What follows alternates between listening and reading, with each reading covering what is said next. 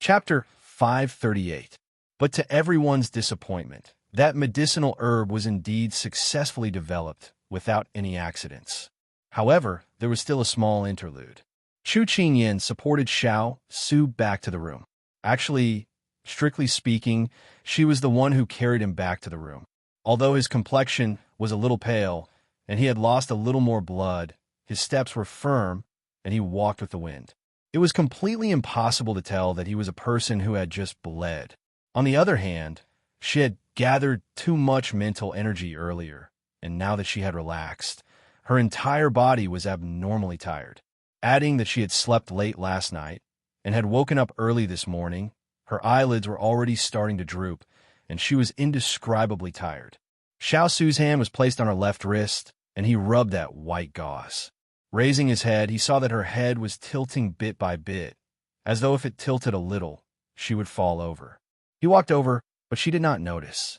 He looked at his own left hand, and then used his right hand to lift her up, and then pulled her into his embrace. Finally, he brought her to the bed, and after covering her with a blanket, her peaceful face entered his eyes. "Little fellow, have a good sleep," he softly muttered. After planting the medicinal herb, they still had to wait for the medicine to be refined. The little fellow's mental state was so tense, he was afraid that it would be torturous later on. Why not let her sleep directly? And when she woke up, everything would be over. And Chu Qingyin, who had entered the land of dreams, was currently in the middle of the clouds. In front of her, there was an endless sea of rolling clouds, and behind her, it was still the same. She felt that it was very strange. Why did she suddenly appear here? At this moment, a familiar voice sounded from below. Big sister, look below, Kaofo is below." A child's voice cheerfully shouted. Hearing that, Chu Qingyin immediately lowered her head and saw that the love grass that she had seen in her dream before had once again appeared in front of her. The little radish waved her hand towards her. "Big sister, it's so good to be able to see you again. Kaofo thought that I wouldn't be able to see you one last time. Where are you going?" Chu Qingyin blurted out, but she regretted it immediately. They needed to develop it into a pill, which meant that they had to give it to them. "However, they told me that I have to accumulate merit before I can fly. I've waited for 300 years, but I've always been living in the Shang Kingdom's imperial palace. Those people have eyes but can't see that. They actually didn't bury me in the ground to sprout. So I use my thoughts to feel your obsession with me. I know that you're a kind-hearted person, so I recognized you as my master. That's why I came to you in your dreams and asked you to find me. So, it's becoming an immortal. Congratulations, this is a good thing. As your master, you can just ignore it. After all, we used such a cruel method to treat you. I hope you can forgive us. We have our own difficulties. It's not fair to say this to you. Although we apologize, we still hurt you for no reason." Chu Qingyin blamed herself. "Big sister, you're thinking too much. Our Love Grass clan is born at dawn and dies under the cold moon. Our lives are short, but we hope to do many meaningful things in this limited day. Saving the dying and helping the injured, that's our mission. Look, Kaofo's grandfather has already ascended. Father has also ascended. Mother has also ascended. Only Kaofo is left in the clan. If it wasn't for Big Sister's help, Kaofo wouldn't be able to reunite with her family." Love Grass's eyes shone brightly, and its face was filled with gratitude. Chu Qingyin didn't expect that they would inadvertently help Love Grass, but she still felt somewhat guilty. "You're a good child. I thank you on behalf of my big ice cube." "You're welcome. If it wasn't for your big ice cube's blood, I wouldn't have improved so much. If it wasn't for you being so anxious, I wouldn't have wanted to change my skin color so early. If I eat more, my power will increase." Love Grass's tone was filled with pity. Chu Qingyin couldn't help but pat its head. "Little imp, you're so smart. All right, Kaofo has to go. Death isn't the end, it's rebirth. Big sister, don't be sad. Goodbye." The love plant's body became transparent once again. It giggled without a care in the world. "Is this a dream?" Chu Qingyin saw that it was about to leave and couldn't help but ask. If Big Sister believes it, then it's not a dream. If Big Sister doesn't believe it, then it's just a dream. Meow, ow, alala, oha. Mwada Ascension, big sister. We'll meet again if fate allows. As soon as it finished speaking, there was nothing in front of her. When she opened her eyes again, she was already at the top of the bed. Chu Qingyan got up and rubbed her temples. She dreamed of love grass again. Was it a dream? Or was it not? She couldn't tell anymore. Maybe it was just a dream she made up in her heart to not let herself feel guilty. If she believed it, then it was real. If she didn't believe it, then it wasn't. She still hoped that Kaofo could reunite with her family soon. Master, you're awake? Xining's joyful voice sounded. Chu Qingyan nodded and got off the bed. How long have I slept? Where's His Highness? Xining walked over, holding her outer clothes in her hands. She smiled and said, You've slept for more than 2 hours. His Highness told this servant not to wake you up, but you didn't expect you to wake up so early. His Highness should still be outside talking to Sir Turin. Chu Qingyan nodded. Then she felt that her stomach was empty, so she asked Xining to prepare some food. The advantage of staying at the inn was that whenever you wanted to eat, it could be delivered immediately. When Chu Qingyan was about to gorge herself on the food in front of her, Xiao Su had already walked in. Seeing her get up, he sat down in front of her. Big Ice Cube, have you eaten? If you haven't, let's eat together. If you've eaten, then eat a little more. With that said, she asked Xining to prepare another pair of chopsticks. No matter how Xiao Su answered, she wanted him to eat a little more. Xiao Su had indeed not eaten yet, so he did not refuse, and the two of them ate together. Halfway through the meal, Xiao Su said, Someone came from the palace today. The Crown Prince of Shang Country asked you to come to the palace when you have time. Yes. Did he say anything? Chu Qingyan was a little surprised. Could it be something to do with Dugu Qing? The person who summoned her did not mention anything. Xiao Su shook his head. Then have young Master E and Ethereal returned? They had left early in the morning. Logically speaking, they should have returned by now. Someone from the palace sent a message on behalf of Ethereal, saying that her injuries are very troublesome and she will be staying for a while. Okay, then I'll go to the palace in the afternoon. Hearing that her injuries were troublesome, Chu Qingyan was a little worried. She wanted to go and take a look. As for the research of love grass, Yin Luo said that it would take at least a day, so she had time to go to the palace first. She heard that those who treated Dugu Qing's illness did not return. She hoped that Ethereal would not follow in their footsteps. Chapter 539. After Chu Qingyan finished her meal, she brought Green Gourd and Liu Guang to the Shang Kingdom's imperial palace. It happened to be the afternoon when the crowd was the densest. Their carriage moved slowly through the bustling city. When they arrived at the Shang Kingdom's imperial palace, it was already evening. It seemed that the higher-ups had specially instructed for the guards to let her pass, even though the token was in Yi Lingfeng's hands. There were already people waiting at the palace entrance. When they saw Chu Qingyan, they welcomed her and led her to a quiet palace. Joyous Clear Palace. This name sounded like a place where a woman lived. Chu Qingyan didn't understand why Dugu Qing would choose this place to meet, but she felt that this person shouldn't have any ulterior motives towards her. As soon as this thought flashed through her mind, she felt that she was overthinking things. Dugu Qing looked like an upright gentleman, and her thoughts were too dirty. Moreover, she vaguely felt that she was too familiar with this Dugu Qing. When they arrived at the palace entrance, Green Gourd and Liu Guang were asked to stay outside. Chu Qingyan didn't think much and walked in. When the palace door closed behind her, Chu Qingyan saw the pink, green, and red decorations in front of her. She once again suspected that the person living here was actually a woman. When she turned her head, she saw the person sitting at the head of the table. Today, he was wearing a red palace robe. Sitting upright, he had a strong aura. This appearance made Chu Qingyan unsure whether this person was Dugu Qing or not. Qingyan greets your highness, the crown prince. She bowed. Little Qingyan, there's no need to be so courteous. Rise. A bright voice came from above. It was a familiar address, a familiar voice, and a familiar tone. Chu Qingyan looked up in a daze. The person sitting in front of her had a familiar expression. Your sister Dugu? Chu Qingyan was slightly surprised. Can't recognize me? It's just a change of clothes and a voice-changing pill. Duguqing stood up and slowly walked in front of her. Then, she raised her hand and patted her head like in the past. Hey, don't keep hitting other people's heads. You'll become stupid. Chu Qingyan snatched her little head back from her hands. Anyway, you have your big ice cube. He's wise and far-sighted. No one can compare to him. What are you afraid of? Duguqing played along with her. The scene replayed, and the conversation between the two of them appeared once again.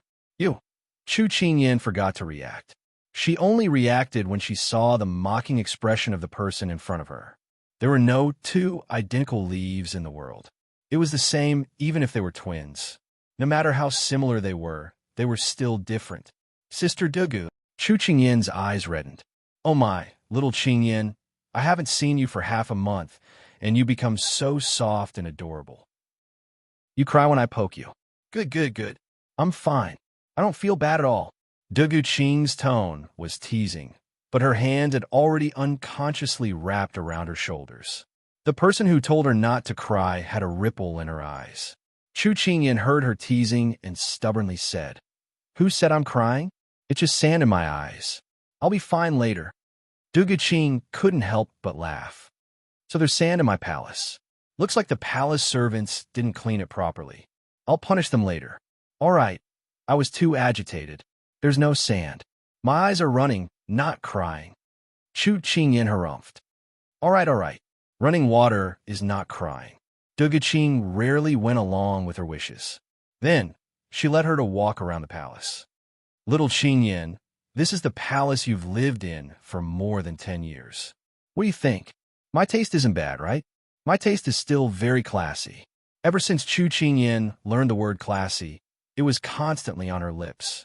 Chu Qingyan couldn't bear to discourage her, but as a good friend, she felt that she had the obligation to tell her the truth. I really don't want to scold you, but what the hell is red and green? Red and green are very good. Don't you think the colors are very bright? Isn't red flowers and green leaves like that? Duguqing's face was full of confusion. Chu Qingyan shook her head. No.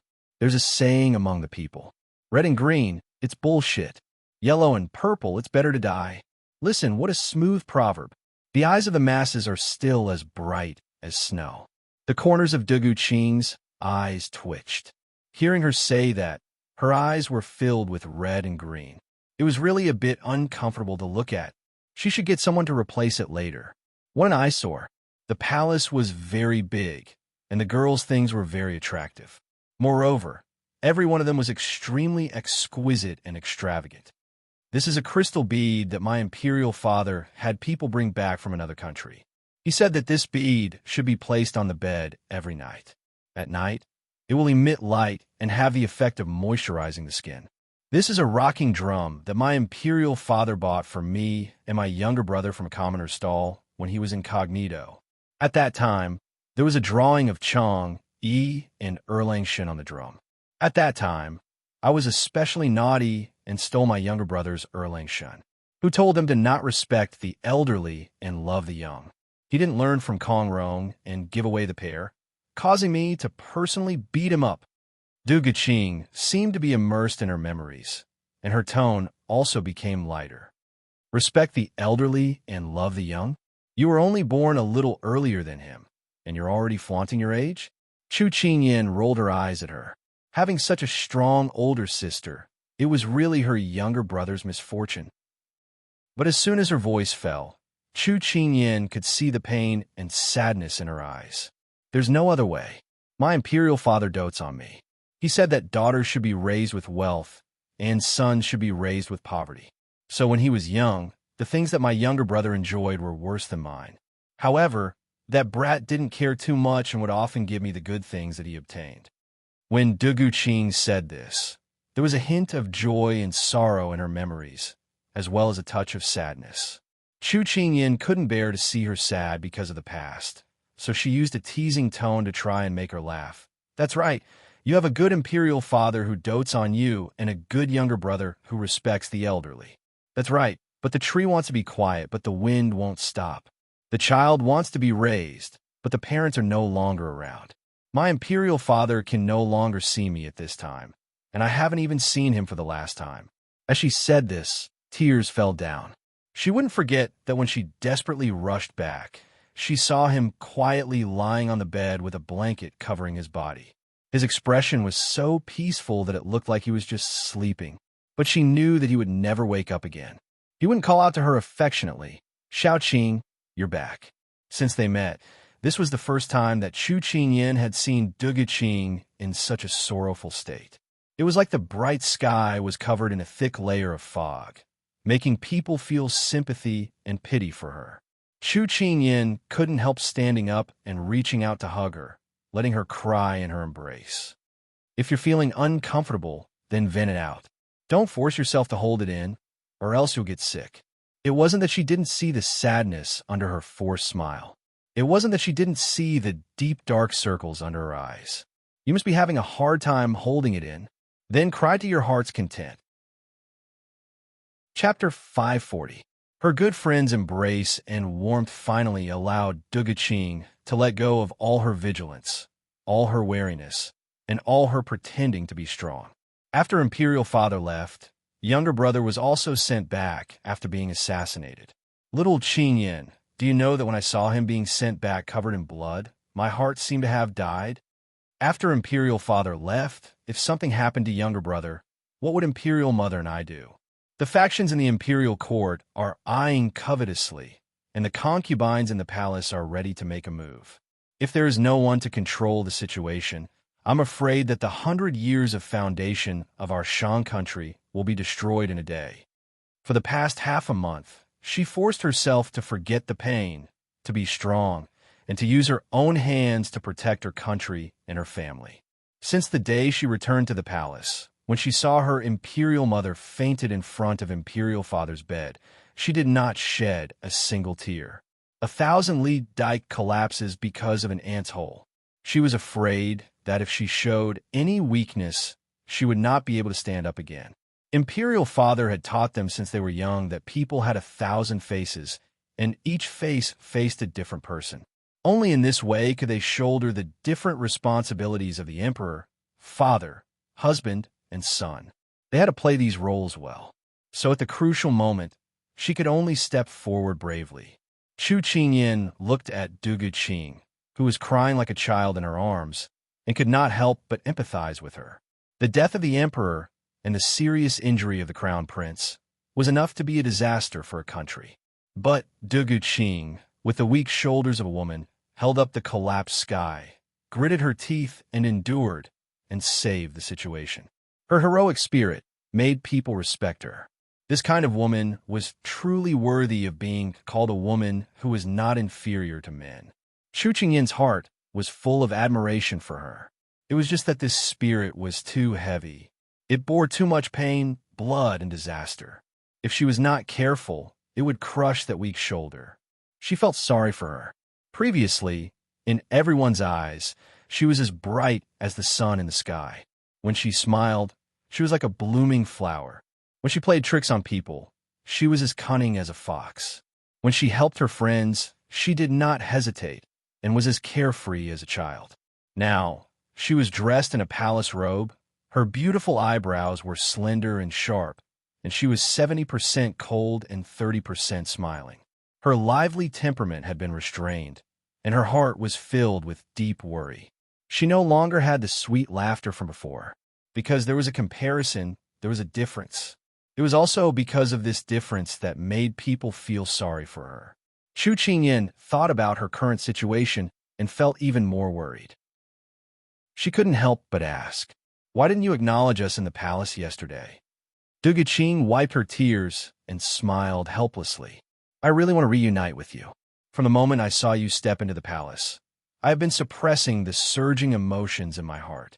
But I don't dare, and I can't. I pretended to be the emperor's younger brother and took charge of the situation to stabilize the court. My identity could not be revealed. Otherwise, those with bad intentions would take the opportunity to cause trouble. I was criticized and despised by the world. This is fine, but if the news of the emperor's serious injury and coma spread, Shan country would be in chaos. Then, the efforts of mother and I would be wasted." Duge Qing sighed. Her identity was only known by her imperial mother, Zhang Kai, and the imperial physician of the imperial hospital. No one else knew about it. Her imperial mother's spirit had been weak for the past 2 days, and Zhang Kai was only a subordinate. She felt helpless and lonely, and didn't know who to confide in. When she heard that little Qing Yin and the others had arrived in Shang country, she couldn't wait to see them. Subconsciously, she had already treated them as her good friends. It's been hard on you. Chu Qingyan imitated Big Ice Cube's usual actions and caressed her back. Then, she said, no wonder there were rumors that the imperial physicians couldn't leave the palace. It's because they all know that the one lying on the bed is the real crown prince, and the one outside is the princess pretending to be the crown prince. And I had no choice. It's a pity that the emperor's injury did not get better. Instead, it got worse. If it wasn't for the many life-prolonging plasters in the national treasury, I'm afraid he wouldn't be able to survive these few days. When Du Guqing said this, her tears unconsciously flowed down. You have already done very well during this period of time. You have done better than anyone else in this position. So, don't be sad and blame yourself. Chu Qingyin could feel her fear and could not help but soften her voice to comfort her. After comforting her, Chu Qingyin asked, if the crown prince doesn't get better, what do you plan to do? Du Guqing's watery eyes lit up with determination. If he doesn't wake up, I will keep on doing this. As the princess of Shang country, I should have the awareness to sacrifice everything for the country and the people. These words shocked Chu Qingyin instantly. Compared to Du Guqing, she was still lacking. She didn't have her courage, her boldness, nor her determination. But after saying those words, this strong girl revealed a trace of weakness and helplessness. But little Qingyin, ethereal will cure him, right? It will, right? This world was too cold and lonely. She didn't want to continue walking alone. She wanted her brother to be well and wanted her mother to be well. Even if she had to give up everything, she wouldn't hesitate. It will. You have to believe that there are true feelings in the world. Miracles exist because of persistence. Chu Qingyin stroked her long hair and told her in a firm tone. At the same time, she was telling herself that persistence equaled hope. Okay. The clear voice was already choked with sobs. Chu Qingyin's eyes couldn't help but redden. After the two of them calmed down a lot, Chu Qingyin took the initiative. She sat down and poured a cup of tea for Du Guqing to moisten her throat. Then, she cut to the chase. You didn't want to acknowledge us, but you asked me to come here today. Did you run into trouble? Du Guqing admired her observation skills. No one would believe that such an intelligent girl was only a little over 10 years old. But it was also because of her intelligence that she revealed her identity. Yes, I need your help. I didn't want to ask you. Our Shang country looks peaceful on the surface, but it's turbulent on the inside. I shouldn't have pulled you into this whirlpool, but she wasn't a qualified person to hold power. She could only barely maintain the peace on the surface and not fall apart. But she was worried that after a while, if her brother didn't wake up, she wouldn't be able to control the situation. Everything would turn to ashes. I'm sorry. I know I shouldn't have asked you. Your identities are too sensitive. It's not suitable for you to get involved. After saying this, Du Guqing regretted. She regretted that she had caused trouble for little Qingyan. Just as she was regretting, she felt something warm on her hand. She looked down and saw a small hand on the back of her hand. Then, she held it tightly. She looked up in surprise. She saw the bright girl smiling brightly. Her voice was as crisp as spring water. If a friend is in trouble, I'll definitely help. So, you're not alone. After crying, please be strong. The smile on her face was dazzling. Chapter 541. Chu Qingyin's unreserved support caused Du Guqing's tears to fall like rain. I never thought that the so-called friends I made in the noble circles of Shang country would all avoid me when I encountered such a calamity.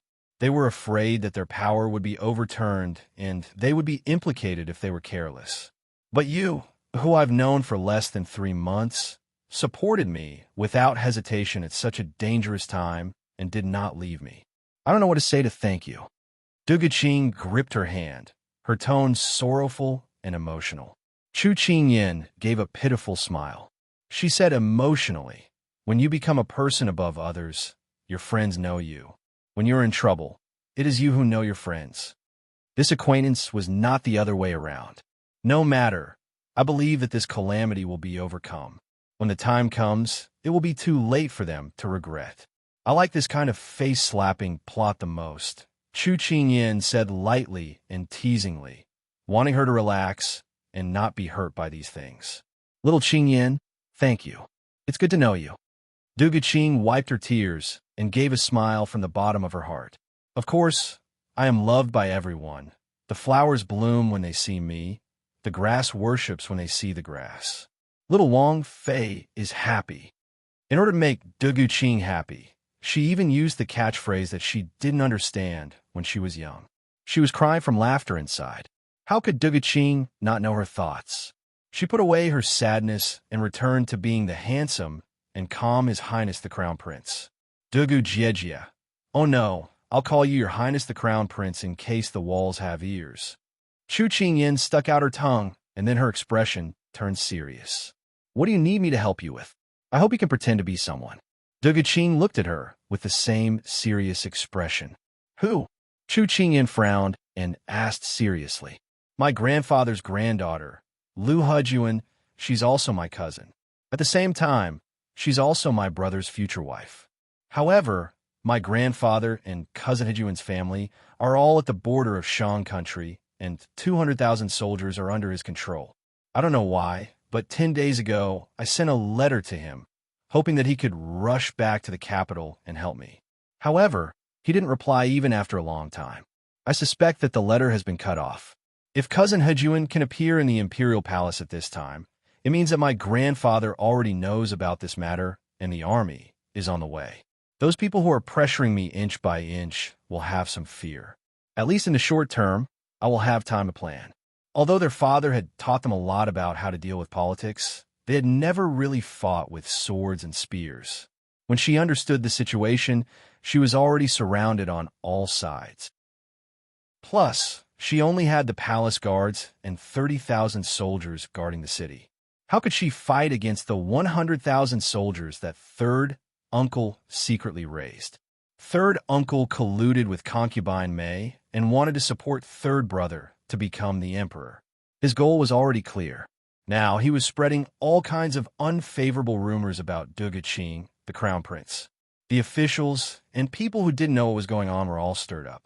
Gradually, there were calls for the crown prince to be dethroned and replaced. If this situation was allowed to spread, then it would really be difficult to do anything. Not only third uncle, but fourth brother was also ready to make a move. Recently, he had been trying to get the officials to work for him. Plus, his mother's family was a famous family in Shang country. More than 20% of the officials in the court were his grandfather's students. So, it was a piece of cake for him to get those officials to work for him. The position of the crown prince was slowly being pulled down. Third prince and fourth prince's positions were superior. The court gradually became a tripartite balance of power. After Du Guqing finished analyzing the current situation to Chu Qingyan, she said in a self-reproachful tone, if it was Ah Qing, he would not have given them the chance to take advantage of the situation. Emperor Father once said that Ah Qing is a rare talent that only appears once in 100 years in the Shang nation. If not for those bastards, he would not have. Her words were stuck in her throat. She closed her eyes and didn't continue. The most important thing for her now was not to be swayed by these emotions. Chu Qingyan encouraged her. Don't be sad. Cousin, right? I'll do it, but with my height and age. Suddenly, Chu Qingyan hesitated. Wasn't her appearance a little too young? Don't worry. My little cousin is only 13 years old. She was betrothed to my brother when she was still in the womb. Your height is about the same as a 13-year-old. You just need to make your eyes thicker. She hasn't been back to the capital for 3 years. So, you don't have to worry about people recognizing you. Du Guqing explained with a smile. Du Guqing looked to be 16, so Du Guqing should be 16 too. Lu Hejuan was only 13. Did the ancient people really like to betroth children? And there was such a big age gap? That's not right. She and Big Ice Cube laughed so hard that they cried. That's not a problem. I just have to pretend to be his little cousin for a few days. This is an opportunity to eat and drink in the palace. I can't miss it. Chu Qingyan said it lightly, but she knew that this identity was very tricky. It could be easily erased. However, she had someone backing her up. So, she wasn't afraid. Speaking of this, Chu Qingyan thought for a while and said, I'll go back and tell Big Ice Cube later. Then, I'll wait for your notice. Okay, I'll seal off the news of your 2 visits to the palace. Don't let anyone find out about your whereabouts. Also, be careful. Du Guqing said solemnly. Yes, Your Highness. Chu Qingyan smiled mischievously at her. Chu Qingyan was about to leave when she heard Du Guqing call her name. She couldn't help but turn back and ask, Is there anything else? Take Yi Lingfeng with you. If there's nothing else, don't let him enter the palace. Du Guqing hesitated for a moment before saying, Why? Are you afraid of rekindling old feelings? Chu Qingyan teased.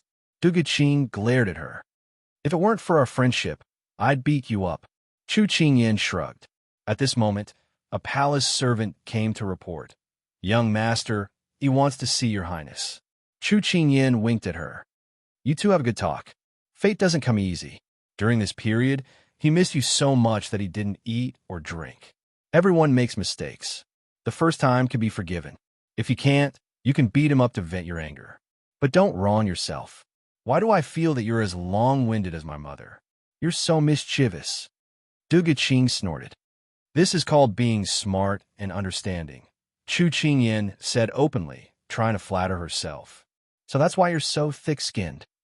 After Du Guqing finished speaking, she said to the palace servant, Bring him to the front hall. I'll be there in a moment. Yes.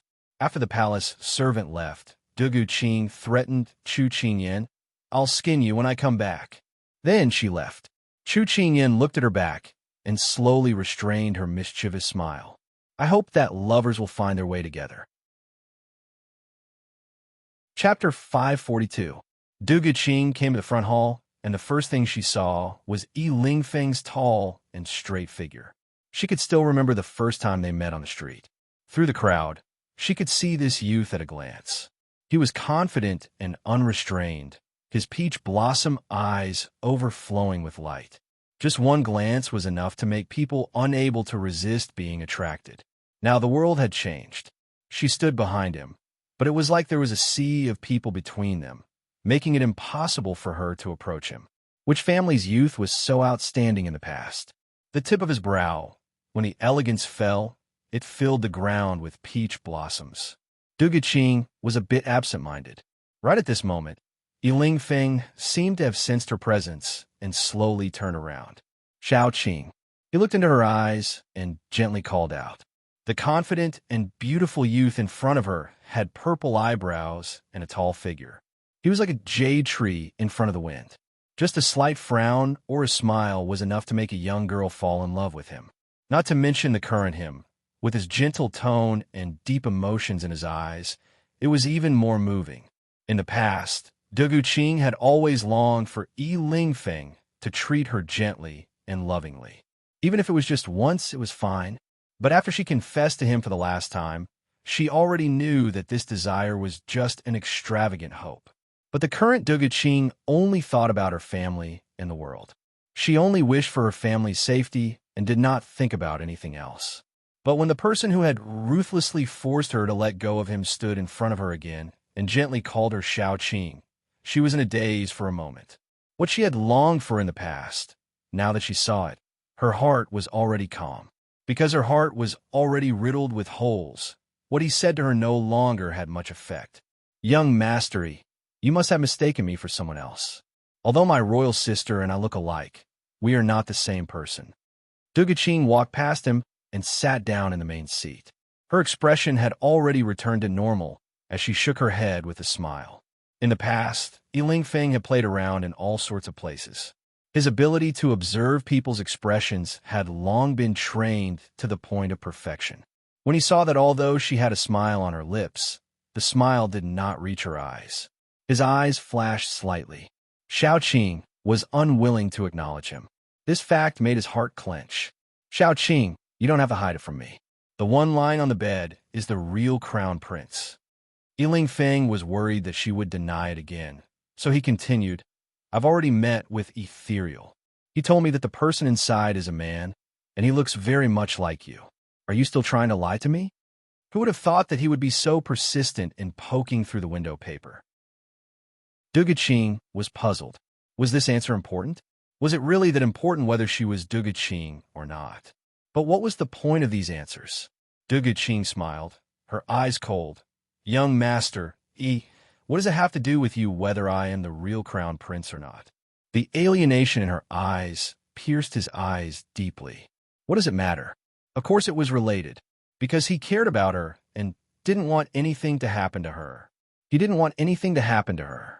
But he already knew that she was Duguqing and not Duguqing. So why did he have to expose her? He knew that she was very good. He just needed to look at her from afar. Why did he have to argue with her about whether she was real or fake? Yiling Feng, are you really just trying to prove the truth and not have any other reasons?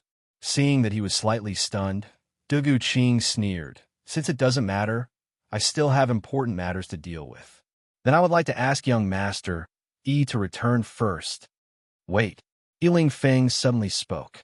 Duguqing stopped in her tracks and turned around to look at him. She smiled appropriately. Young master is there anything else? Whether you are Duguqing or not, it matters to me. He knew why he was so persistent. Actually, he just wanted to talk to her again and return to the days when they were together. The smile on Duguqing's face disappeared and was replaced by a faint sneer. It was unknown whether it was self-deprecating or something else. She said, That's right, I am Duguqing, but you have nothing to do with me. Duguqing felt that there was no point in beating around the bush. He would know her identity sooner or later. Since that was the case, it was better to cut the Gordian knot and prevent any accidents. Little Qing, I want to say sorry to you. Regarding the past, I have let you down. If possible, can you give me... Before Yiling Feng could finish his words, she interrupted him. Duguqing looked at him sadly. Yiling Feng, do you think there's any use in saying this now? Moreover, what I wanted was your wholehearted feelings, not your pity now. Yes, my father passed away, my younger brother was seriously injured, and there were internal and external troubles. It's very dangerous, but it's not to the point that I need your pity. He didn't like her. Then was there a need for her to waste time and energy on him? The answer was that there was no need. So she didn't accept his emotional charity. Actually, I found that in the days when you weren't around, I found that I had unknowingly fallen in love with you. But it was too late. Yiling Feng, let's part on good terms. I'm very sorry for pestering you in the past and causing you trouble. I won't disturb you in the future. Duguqing took a deep breath and said word by word. When I naively fell in love with someone, he told me that he didn't have a heart. This might be the most ridiculous and naive thing I did in the first half of my life. But I'm still very grateful to you. If you don't fall, you won't get up. She clearly heard that her heart was being torn apart. She clearly said that she wouldn't care anymore. Why did it still hurt so much? Liking someone might be just a look. Forgetting someone might take a lifetime. Yiling Feng felt the alienation and coldness from her. His eyes dimmed. Sure enough, he had hurt her too deeply. Even though he had thousands of words to tell her, but at this moment, his throat felt like it was choked with a fishbone, and he couldn't open his mouth. Yiling Feng, although we didn't help each other in times of need, let's forget about each other in the pugilistic world. You can be your carefree wanderer, and I'll be my Shang princess. Don't let yourself be wronged because of sympathy for me. Duguqing smiled at him and then turned around. Yiling Feng clenched his fists. At this moment, his heart was tumbling like a river. He didn't know how to explain to her that he didn't come to find her because of sympathy. That pair of peach blossom eyes hid deep and unfathomable emotions. They flowed secretly, but he couldn't say it out loud. Duguqing walked out of the hall step by step with her back facing him. Tears streamed down her face, but her steps were firm. She was the Shang princess. Her country was in danger, so she had to carry out her mission. Love and love have nothing to do with me anymore. My life is the country and the world. Chapter 543. When Chu Qingyan and Yi Lingfeng sat in the car on the way back, she could clearly feel the desolation and loneliness coming from him. It was as if he had lost his most precious treasure. Seeing him like this, she couldn't help but think of Duga Qing, whom she had met in the palace. She was also in a soulless state the moment she returned. She couldn't help but sigh. In this world, there are so many people. Even if you broke your head, you wouldn't be able to get a chance to leave. Looking at the two of them falling in love at this moment, as a bystander, Chu Qingyan felt both heartache and pity. She was only a bystander. Whoever started the trouble should end it. If they still loved each other, then there was still hope. However, Ruoxin was already dead. There was no turning back.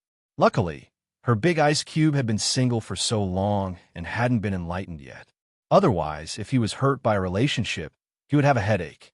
As she thought about it, the carriage had already arrived at the inn. Coincidentally, everyone was in Big Ice Cube's room. "What's so lively?" Chu Qingyan asked with a smile the moment she entered. Cheng Yinluo waved at her and said with a smile, "Little girl, you're back just in time. Look, what's this?" As she said that, she opened her hand. Chu Qingyan heard that and curiously leaned over. She saw a crystal-clear pill lying quietly in her hand.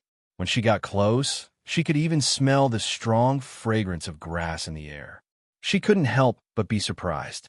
This is... That's right, this is the pill refined from the love grass.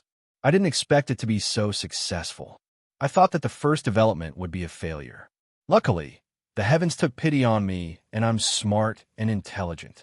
Cheng Yinluo praised herself once before putting the pill back into the bottle and generously handing it to her. "Here, this is for your big ice cube. Take this pill, and the poison will be neutralized in less than an hour. The poison will be neutralized. The poison will be neutralized. The poison will be neutralized." This sentence kept repeating in Chu Qingyan's mind. She widened her eyes, and her fingers trembled as she held the bottle. She lowered her head to look at it. Cheng Yinluo looked at her dazed expression and couldn't help but rub her nose. Something was wrong. Why wasn't she wild with joy? Why did she look like she had been knocked silly? What was wrong with the little girl? At this moment, Chu Qingyan suddenly jumped up. The dazed look on her face disappeared and turned into wild joy. She found Xiao Su's direction and flew over, throwing herself into his arms. "Big Ice Cube, you're saved. There was hope. There was hope. He's really saved." Xiao Su pulled the person who suddenly turned around and hugged him into his arms. "Yes, we're saved." Hua Ling and the others looked at the young princess who suddenly jumped up. Countless black lines slid down their foreheads. It was only a distance of 3 steps, but the young princess actually used her qinggong. It was simply shocking. However, as his trusted subordinates, they were also very excited that their master was able to neutralize the poison. For example, Turin was already moving his 10 fingers, planning to have a fist fight with Qinghua to vent his excitement and joy. For example, Hua Ling was swinging his arms and legs, planning to fly a few laps in the night before returning. In any case, this group of fierce cavalry was very serious at the crucial moment. When they shouldn't be serious, they weren't serious at all. Compared to Xiao Su's indifference, Chu Qingyan could be said to be bewitched. Compared to Hua Ling and the others, she couldn't compare.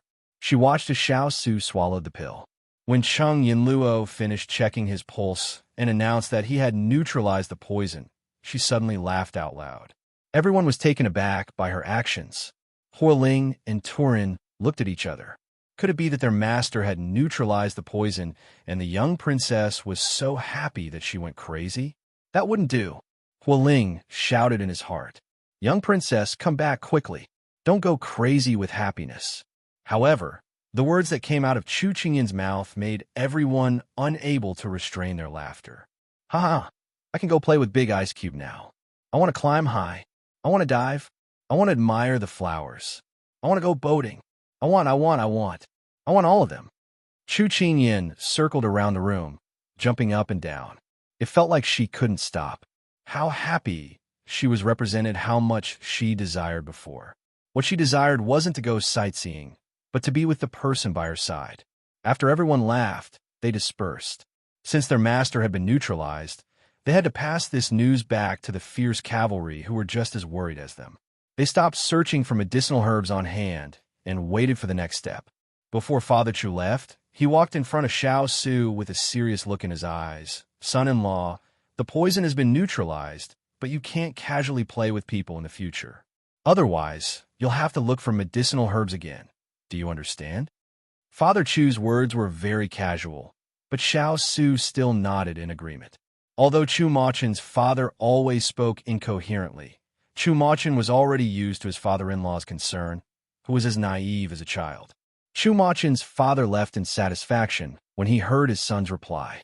The people in the room left one by one, leaving behind only Chu Qingyan and Xiao Su. The little fellow was no longer jumping up and down at this time. She suddenly calmed down with her back to him. Xiao Su was puzzled by her behavior. It was inconceivable that such a lively and active person would suddenly become quiet. But now that the snake's kiss poison had been neutralized, the heavy burden in his heart was lifted and his entire body relaxed. Thus, he smiled and wanted to talk to her. Just as he opened his mouth, he saw her suddenly turn around and pounce on him at lightning speed. He faintly saw a flash of tears in the corner of her eyes. He was stunned, and she had already pushed him back 2 steps. Just as he was about to ask what happened, he felt the front of his clothes slightly wet. His heart trembled slightly. "Little fellow, what's wrong? Did someone make things difficult for you in the Shang Empire's palace?" The first thing he thought of was what happened to her in the Shang Empire's palace. The person in his arms shook her head. No, I'm too excited. I'm very happy, but I just want to cry." The huge surge of emotions drowned all the worries in her heart. Then, she was surrounded by the surprise of the big ice cube being neutralized. The thing that you've been thinking about all day, the thing that you've dreamt of, suddenly you'll be wild with joy. But after the huge surge of emotions, you'll start to wonder if it's just a dream. Because your obsession is too deep, you'll hallucinate. Chu Qingyan raised her head, sparkling tears rolling down from her big eyes. "Am I dreaming?" The boiling temperature fell on his chest, penetrating his skin and reaching the depths of his heart. He always thought that his blood was cold, but today he realized that the blood in his body could also be boiling because of a person. Although she was still young, Xiao Su couldn't help but lower his head and place a feather-like kiss between her eyebrows with incomparable tenderness. "It's real. It's not a dream." He curved his lips and smiled. "It's really not a dream? If it's not a dream, why would the big ice cube kiss her? She must be dreaming." Chapter 544. Chu Qingyan did not expect that she would blurt out her thoughts, because she had already seen the big ice cube's darkened appearance. Cough, cough. She immediately jumped out of his arms to remedy the situation. "Congratulations, the big ice cube's poison has been neutralized. Congratulations to me too. I can start touring the mountains and rivers." She touched her head, hoping that it was not too late. Xiao Su flicked his sleeves and sat back on the chair, ignoring her words. Chu Qingyan was stunned. The big ice cube also had such a childish side. It was as if the sun rose in the west and red rain fell from the sky. But at this time, Chu Qingyan had also regained her composure. As a martial artist, it was not good to experience great joy and sorrow. "Big ice cube, look, where there is a will, there's a way. We have finally completed the last step of our long journey." Her tone was rather emotional. Xiao Su's face warmed slightly. "This journey has been hard on you. Whether it was seeking medical treatment or obtaining the redstone fruit, ice crystal flower, and love grass. If it were not for this little fellow, he would have already reincarnated." He did not forget the little girl who crawled on top of him at that time. When she smiled, she revealed a curved crescent moon. She was innocent and carefree. Now, she was like a bamboo shoot after the rain, growing taller and taller. Her smile was still bright, and her eyes were bright. She had shed her naivety and learned to protect herself. He had witnessed her growth along the way. 1 year had already been like this. Perhaps in 3 or 4 years, she would transform into a butterfly. He was looking forward to how far this little fellow would grow in the future. No matter when and where, he would accompany her and witness her growth. Chu Qingyan found that he was actually looking at her in a daze and felt a sense of defeat. Although she was still young and her beauty could not be seen, it was not to the point where people would be in a daze just by looking at her. Could it be that the big ice cube standards were too high? Chu Qingyin felt very sad in her heart. But at this time, she did not forget what she had promised Duguqing. She pulled herself together and interrupted his thoughts. She raised her smiling face and spoke in riddles. Big ice cube. Guess who I saw when I went to the palace today? Duguqing. Xiao Su raised his eyebrows. How do you know? Chu Qingyin originally wanted to give him a surprise, but did not expect that he was right. I guessed. Xiao Su smiled. When she came back, her footsteps were light, and it was obvious that she was in a good mood. Previously, she had been worried about Duguqing's injuries, but now, her face was relaxed. So he guessed that she had met Duguqing, and it was a Duguqing who seemed to be in good condition. Chu Qingyin couldn't help but admire the big ice cube's wisdom. She stopped smiling and told him about how Duguqing had pretended to be Duguqing to save the Shang kingdom. After saying that, she couldn't help but sigh. If I were in your shoes, I might not be able to be as persevering and courageous as elder sister Dugu. Truly admirable. For a woman to be able to do this is indeed admirable. Xiao Su nodded. Chu Qingyin did not forget about what she had promised Duguqing today, so she said to him, Elder sister Dugu has a plan, which is to let me pretend to be Duguqing's fiancé, Lu Hejuan, and then use the Chun family's prestige to intimidate those rebels who are ready to make a move. What do you think? No. Xiao Su rejected the idea without even thinking about it. Why? Is it because this plan won't work? Chu Qingyin's face was anxious. Her big ice cube was good at strategizing, and since he said that, there must be a reason. If the big ice cube rejected it, then how is elder sister Dugu going to intimidate those rebels? An unnatural expression appeared on Xiao Su's face when he heard her question. Just now, he did not consider the plan itself, but because he heard that she was going to pretend to be someone else's fiancé, he suddenly felt unhappy and rejected it without thinking. Actually, he felt that there was no problem with this plan, but there was a problem with this person. He was not willing. You agreed to her? Xiao Su asked as if he did not hear her question. Yes. Chu Qingyin nodded honestly, but she was confused. What did the big ice cube mean? This little fellow actually agreed without asking him? This knowledge made Xiao Su even more unhappy. Let her change to someone else. Xiao Su said firmly. That won't do. The only person who fits the criteria and can be trusted by her side is me. At this time, it is better to entrust the person closest to you, right? Chu Qingyin was a little troubled. She was worried about Duguqing, so she did not notice her big ice cube's awkward mood. Xiao Su frowned and did not speak again. Instead, he thought for a moment and called out to Turin outside the room. Turin instantly appeared in the room. Master, what orders do you have?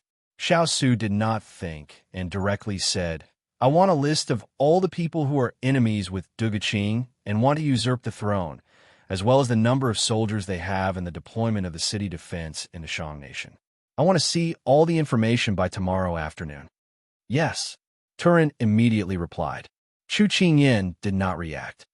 Big Ice Cube, what are you doing? Weren't they talking about impersonating Lu Hejuan? Why did the conversation suddenly change? She did not understand. You can't tell? Xiao Su raised his brows. Chu Qingyin heard this, and a bold guess appeared in her mind. Don't tell me you want to do it yourself. Why not? Since there was nothing to do, and the little fellow cared so much about this Duguqing, then he would help her complete this friendship and find something for the fierce cavalry to do. Recently, these piercing cavalry had nothing to do and had been complaining that grass was about to grow on their heads. He would take this opportunity to pull them out for training. No matter how sharp a knife was, if it was not constantly sharpened, it would rust. Chu Qingyin was overjoyed. She took a deep breath and her eyes glistened. Big Ice Cube, you're the best. Actually, she had thought of asking the Big Ice Cube for help, but she could not bring herself to do it, because she wouldn't take advantage of her harmonious relationship with Big Ice Cube to use this method to kidnap him to do something for her. The Big Ice Cube had been in this kind of scheming all year round and was probably tired of this kind of life. Why should she make him work so hard? However, she did not expect the big ice cube to take the initiative to ask. This made her very surprised and happy. Unfortunately, Chu Qingyin did not expect that the reason why Xiao Su had this idea was because he thought that she belonged to him. How could he let others touch her, even if it was an impersonation? Chu Qingyin did not know that her big ice cube was already so possessive at this time. She could imagine that when she grew up, the two were deeply in love, but it was a pity that they did not know. They only knew how to silently sacrifice for each other. Chapter 545. Cheng Yinluo said that Big Ice needed a good rest after detoxifying the snake's kiss poison, so Chu Qingyin didn't want to disturb him and left his room. The fact that Big Ice Cube was willing to help Dugaching made her feel relieved. From what she knew, with such a strong opponent like Big Ice Cube, those who had bad intentions would be wiped out in a matter of minutes. She had wanted to borrow some men from Xiao Lai Chi to help, but now she didn't need to. Chu Qingyin broke into a smile, and her footsteps became lighter.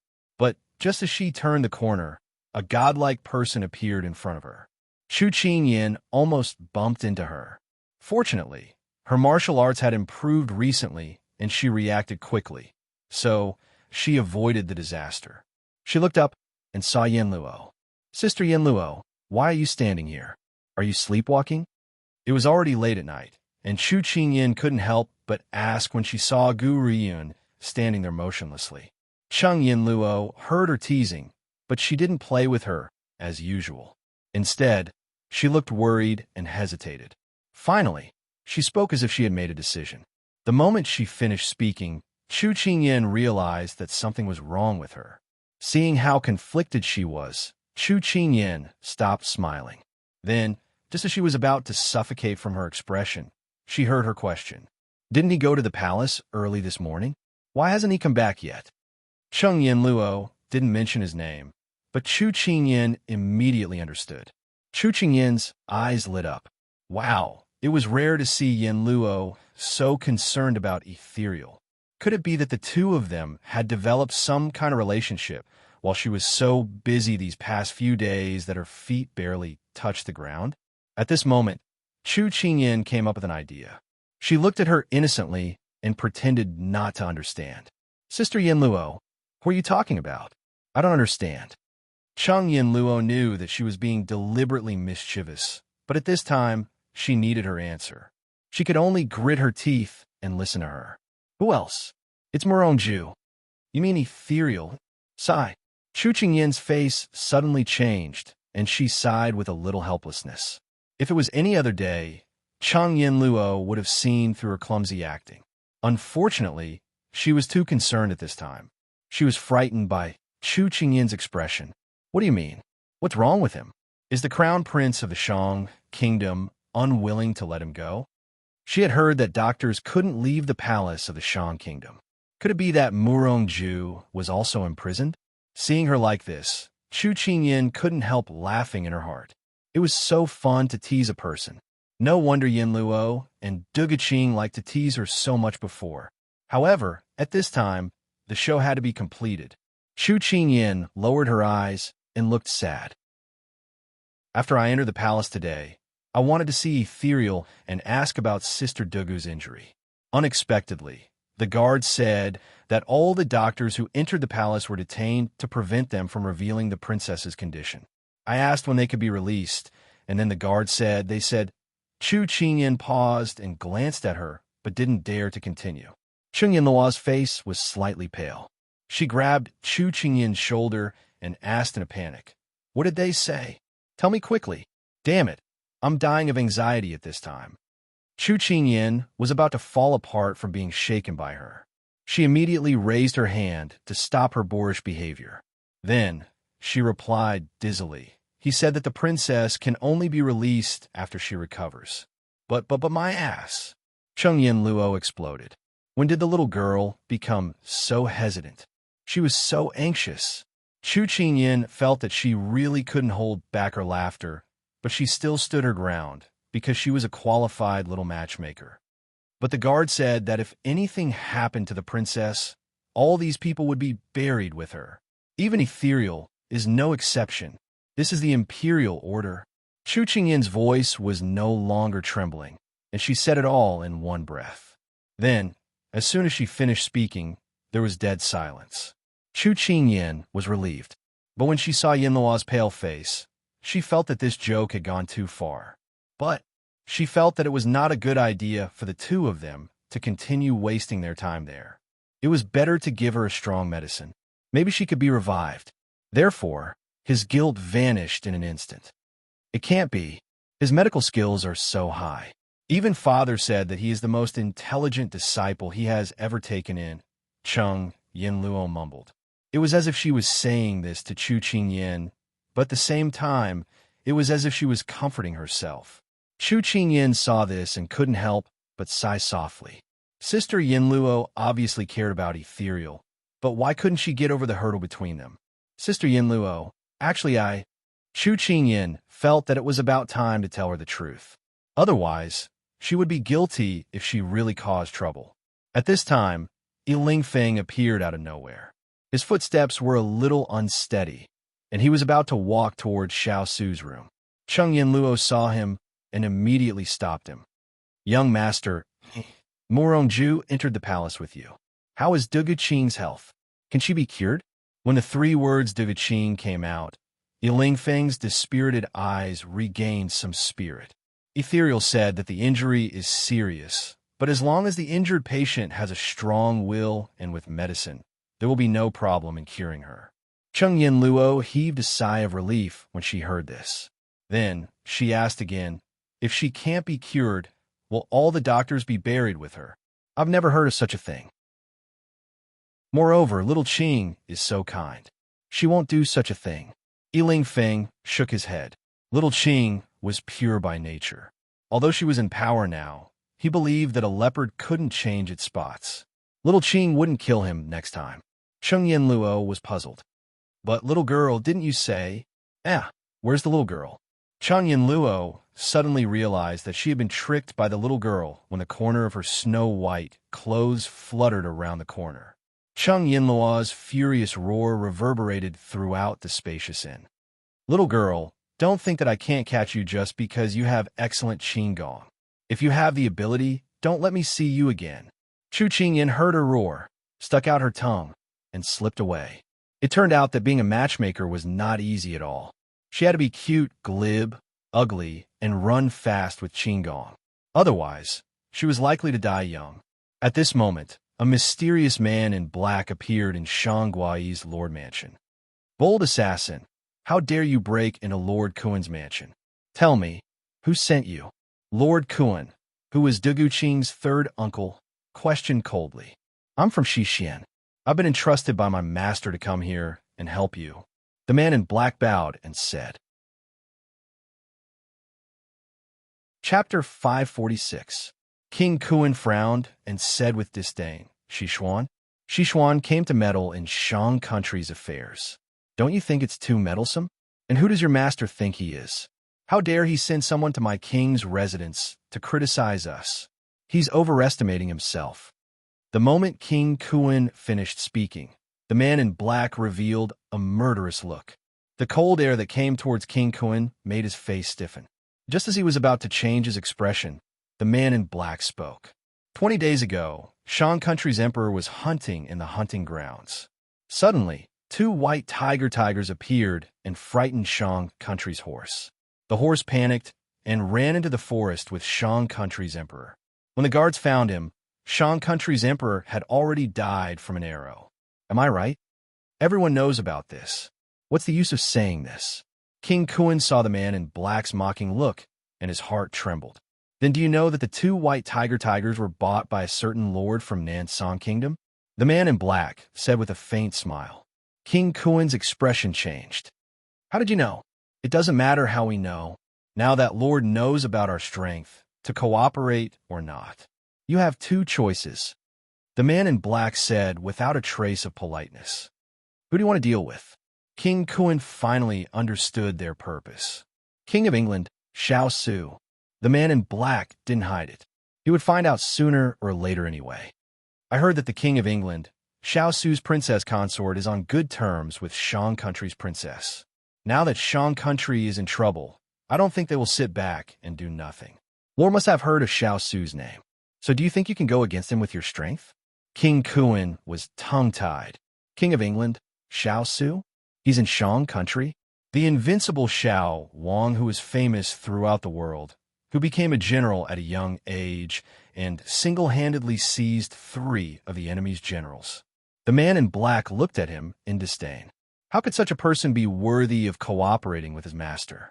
If it wasn't for the fact that the third prince's faction had a greater advantage in the imperial court, he wouldn't look for them. Then who is your master? King Kuan looked at him with a face full of questions. I can't tell you that. The man in black said bluntly. King's heart. He couldn't bear to have his weakness in the hands of the man in black in front of him. Obviously, he was prepared. His weakness was in the hands of the person behind him. It was a terrible feeling.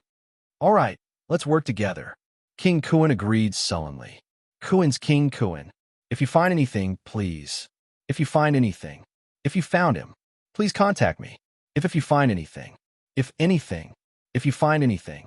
And this if you. If you find anything, find anything. Him. If you find anything else. He. At this moment, a middle-aged man in a loose green robe walked out from behind the screen. So Lu, what do you think about this? King Kuan turned around and asked him immediately. If he's from Sichuan, based on his tone and aura, it's very likely that he's a secret guard in the palace. Those who are qualified to use a secret guard in the palace are the princes of Sichuan's royal family. Excluding Xiao Su and the young Xiao Ran, there's only Xiao Ho and Xiao Yao left. However, according to our intelligence, Xiao Yao has been unrestrained and indulged in wine and women. He has long declared that he has no intention of taking the throne. Therefore, the possibility is not high. Su Lu was King Kuan's strategist. The plan to assassinate the emperor of Shang Country and assassinate Duge Qing came from him. Su Lu had been by King Kuan's side for many years and had long become King Kuan's right-hand man. King Kuan would discuss matters with him. This time was no exception. Therefore, there's only Xiao Ho left, the prince who is rumored to be weak and sickly. I've seen this prince before and vaguely feel that he's not as harmless as he looks. To be able to lay low for so long, he must be quite capable. Su Lu continued. Then should we cooperate with them? Although they had agreed, it didn't mean that they couldn't go back on their words. Su Lu waved his hand. The friend of an enemy is an enemy. Since they're enemies, we can make friends with the enemy of a friend for a short period of time. We'll endure the humiliation first. When the time comes, if you want to get rid of the donkey after it has outlived its usefulness, wouldn't that be just a word from you, Lord? Hearing this, King Kuan's expression softened. All right, previously during the assassination, we didn't figure out the target and injured Duge Qing, who was disguised as the crown prince. Now that we've alerted the enemy, the assassination can no longer be used. Why don't we borrow this person's hand to take down the crown prince? We'll talk about the rest when the time comes. Su Lu nodded. No one would have thought that the target of the assassination was Duge Qing, but the one who was sent to the palace for treatment was Duge Qing. However, everyone knew that Duge Qing liked to dress up as a man. Therefore, the two of them didn't suspect anything. In fact, Duge Qing was just pretending to be someone else. The next day, Chu Qingyan and Xiao Su entered the Shang Country's palace. Duge Qing had received news from Chu Qingyan yesterday that Xiao Su wanted to help her. At this moment, she was sitting upright and waiting for Xiao Su's arrival. When the three of them met, Duge Qing bowed deeply to Xiao Su. His Royal Highness, our Shang Country's century-old foundation is in your hands. Xiao Su raised his eyebrows. Princess, are you not worried that this prince is plotting against your Shang Country? He had the Xiao-like cavalry in his hands. If he took advantage of the situation, the Shang Country's throne might change hands. Duge Qing smiled when she heard that. I trust you. At this moment, Chu Qingyan interrupted. Our big ice cube is not the kind of person who would steal from others. Hearing Chu Qingyan's childish words, Duge Qing couldn't help but laugh. Xiao Su turned around and sat down. He looked up at Duge Qing. I'm indebted to Princess for trusting this prince. This prince already understands the Shang country's current situation. The two bigger powers in the imperial court are the third prince's faction and the fourth prince's faction. The others are nothing to be afraid of. Regarding these two factions, does Princess have any useful information? Du Guqing didn't expect Xiao Su to get to the main topic so quickly. She sat down on the main seat. She looked ashamed. I don't have anything valuable in my hands. However, I suspect that third brother colluded with third uncle to murder my imperial father and brother.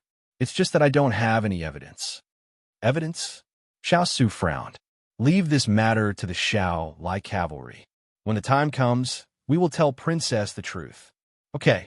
Thank you, His Royal Highness. Du Guqing said gratefully.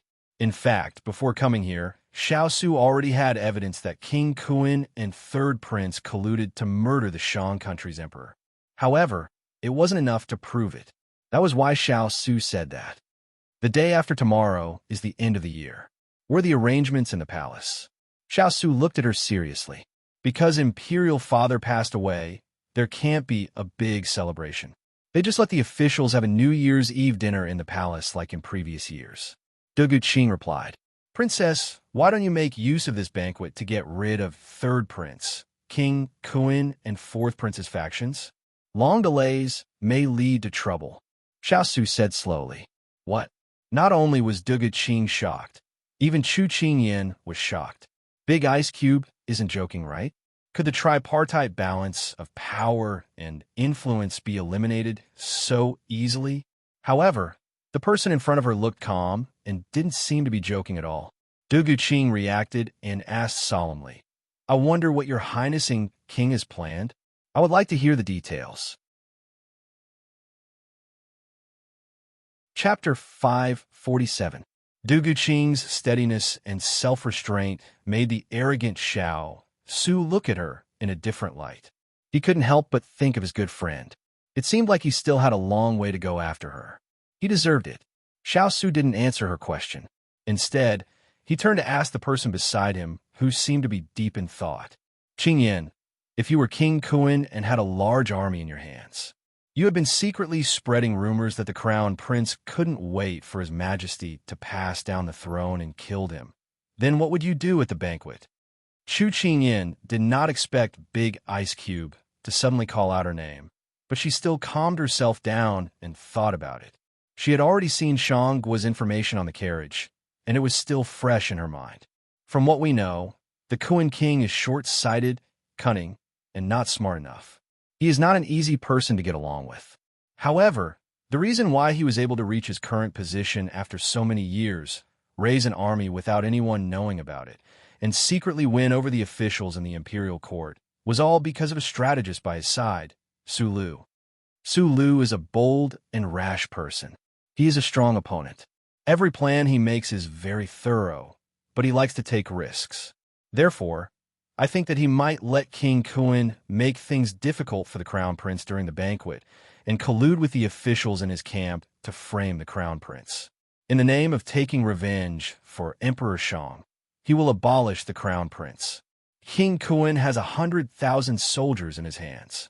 He has nothing to fear.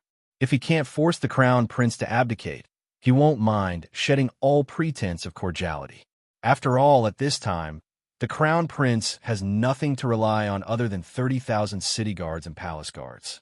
The empress of the Shang kingdom, also known as Empress Chun, came from the Chun family of the Shang kingdom's defender general. For generations, they protected the Shang kingdom. Since ancient times, in order to maintain the balance between the imperial harem and the court, the emperor would take some measures to prevent his relatives from interfering in politics. However, the Chun family had been generals and officials for generations. They were also worried that their achievements would affect the emperor. Furthermore, their family produced an empress. In order to not make things difficult for Empress Chun, they were also afraid of the Chun family.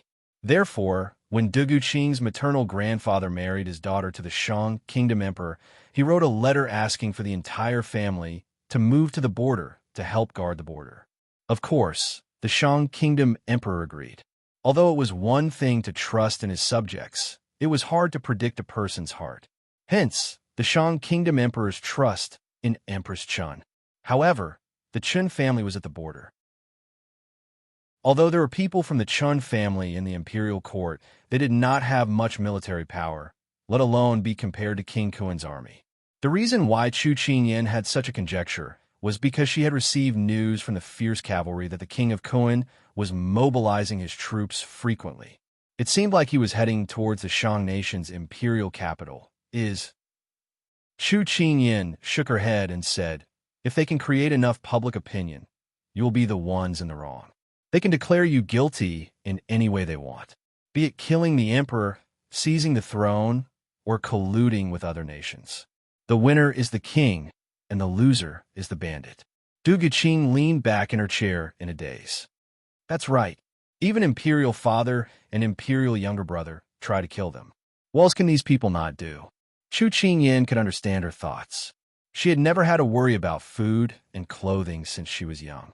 How could she know that people were sinister? For the sake of power and wealth, they were shameless and heartless. And now, she had this realization because of the pursuit that Big Ice Cube had encountered along the way. If it was someone else, it would be understandable, but even his father, the emperor, did not let him go. It simply overturned her three views. She could not imagine what the heart of the person who ordered the killing of his own son was made of. Was it made of iron? Sister Dugu, you don't have to worry too much. This is just my guess. Maybe nothing happened. Seeing her shocked expression, Chu Qingyan couldn't help but comfort her. Du Guqing shook her head and smiled bitterly. After hearing what you said and combining all the recent signs in the imperial court, I seem to be able to feel some signs. Recently, King Kuan's attitude towards me in the imperial court has been getting worse and worse.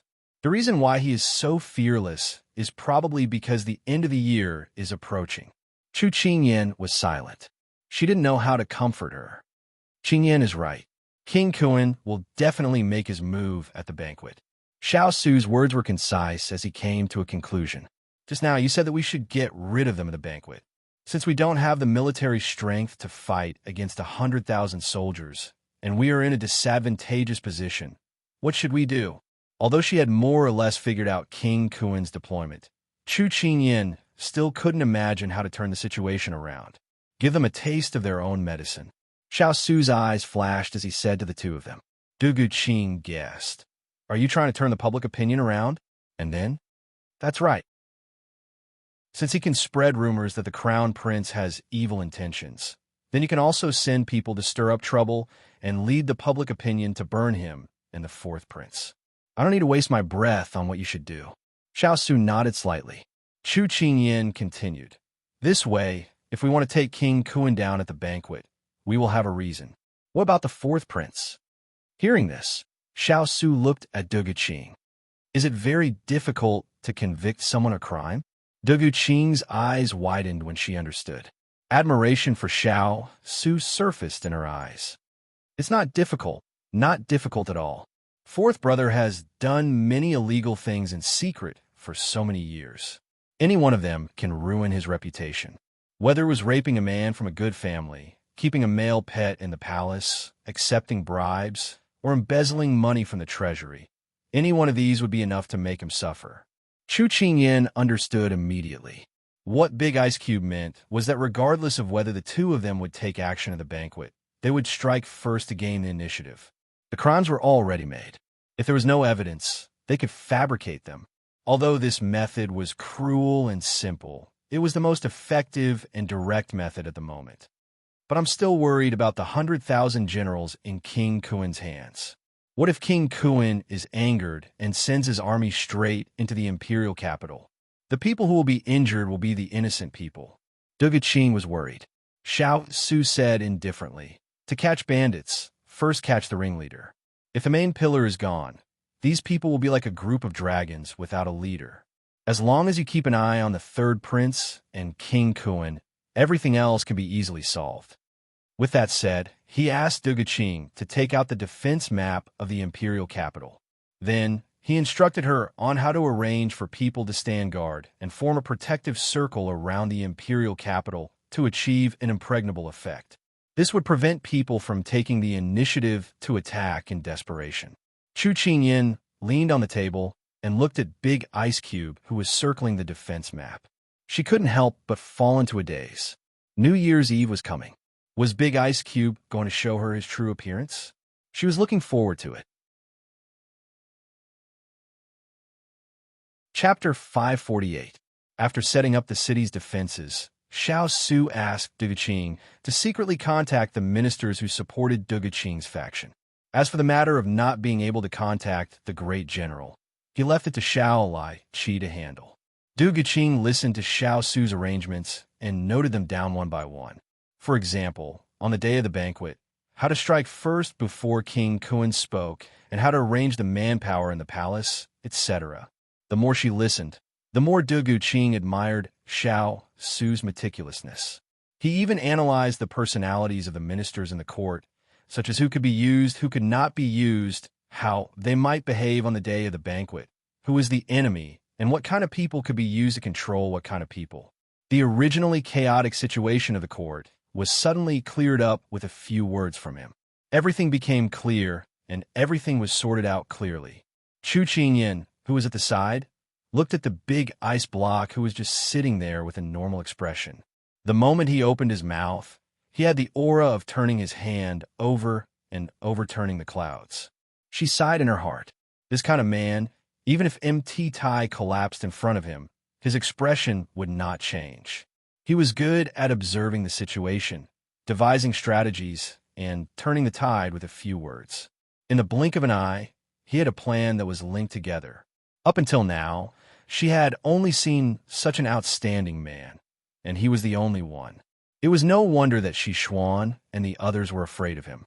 How could a prince with outstanding martial arts, overflowing with talent, a broad mind, and good at strategizing not be feared? But in her eyes, her big ice block was becoming more and more likable. After discussing all the details of the banquet, Chu Qingyin stretched her body. She felt like she had not done anything, but she had used up all her brain power to think.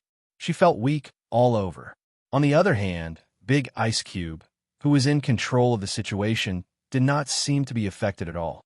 As expected, ordinary people like them should not be compared to him. Duguqing also relaxed at this time. She had a plan in her heart, and her mood was not as tense as before. Originally, Duguqing wanted to call for lunch, but at this time, Zhang Kai happily came to report that the crown prince had awakened. Hearing this, Duguqing did not care about anything else. After instructing the palace servants to serve Chu Qingyin and Xiao Su, she quickly left. Big ice block. I feel that many things are slowly getting better. Chu Qingyin looked at Duguqing's back and tilted her head with a smile. Xiao Su nodded. After we settle the matter in Shang State, where do you want to go? How about going to Jiang? Although I don't want to be a third wheel, I want to go and join them. Huh. Chu Qingyin could not help but feel that her treachery was laughable. Sure, Xiao Su smiled. At this moment, there was nothing he had to do, and there was nothing holding him back. The military power in his hands had already been taken back. Other than the title of Princing, he had nothing else to do. It was a good opportunity to accompany the little fellow around and accompany her as she grew up. Big ice block, after the banquet is over, you have to fulfill your promise. I want to see your real face. Chu Qingyin rested her chin on her hands and looked at him with a smile. Since the big ice block had decided to show her his real face, then she did not need to be timid. She did not need to worry about whether he would feel inferior because of his disfigured face. Because the word inferior had never existed in the big ice block's dictionary. Since he could show it openly, then she would accept it openly. Regardless of whether that face was full of bumps and hollows, or if it was burned horribly, she could accept it. The big ice block was someone she cared about. Then, whether it was good or bad, she could accept it. However, if he was like what was written in the novel, disfiguring his face was just a means to protect himself, then she would be even happier. Chu Qingyin laughed. Whether the big ice block was handsome or not, he was an unshakable god in her heart. What if I disappoint you? Although Xiao Su didn't care much about his appearance, he was still satisfied with it. However, he wanted to tease her a little. Disappoint? That won't happen. I have always had faith in you. What we care about is the beauty in our hearts. You can pretend that you don't see anything on the outside. Chu Qingyin's heart skipped a beat. Would the big ice cube really mind? She thought about it, and finally made a painful decision. How about you not show me your real face, big ice block? Why? Xiao Su's heart tightened slightly. Could it be that the little fellow cared about his appearance? Chu Qingyin did not notice the slight change in Xiao Su's tone. She scratched her head and tried to think of the right words.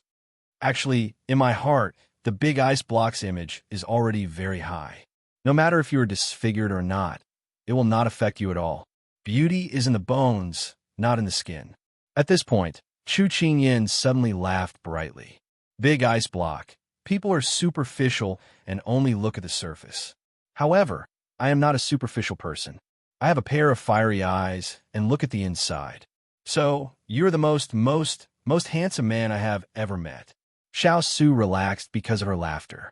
He always knew that the little fellow would not disappoint him. Then, he would not disappoint her even more. The day after tomorrow was the banquet. He was looking forward to it. Meanwhile, in the Kuan Palace, the four people in the study were discussing the banquet's actions. The third Prince Dugahe, the Kuan Palace, Su Lu, and the man in black that appeared that night.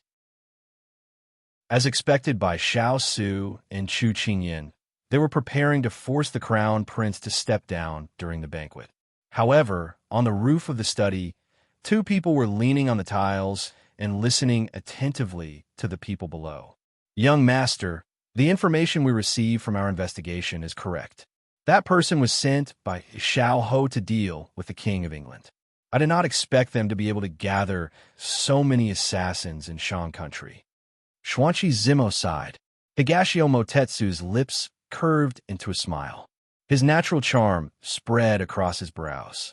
People who achieve great things are good at enduring and scheming. They hide in the dark and wait for the best opportunity to strike. Xishuan, the third prince, is such a person. There were indeed many talented people in this world. Then, should we inform Miss Chu and the others? Xuanqi Zimo asked. Hearing this, Higashio Motetsu looked at him strangely. Have you forgotten our purpose? He remembered all along the way, okay? It seems that he forgot about you, young master. However, Xuanqi Zimo did not dare to say this out loud. This subordinate will always remember it in his heart. He swore. Higashio Motetsu finally retracted his gaze. In order to protect Xinyue, he had already been tormented for a year. He could not continue fooling around. At this moment, Xuanqi Zimo suddenly said, "Oh right, young master, our Moon Palace's people seem to have appeared in large numbers near Shang country's capital. It seems that they are going to make a move on the King of England. I did not expect father to still not give up." Higashio Motetsu's lips curved into a smile. His tone was emotionless. Let's go.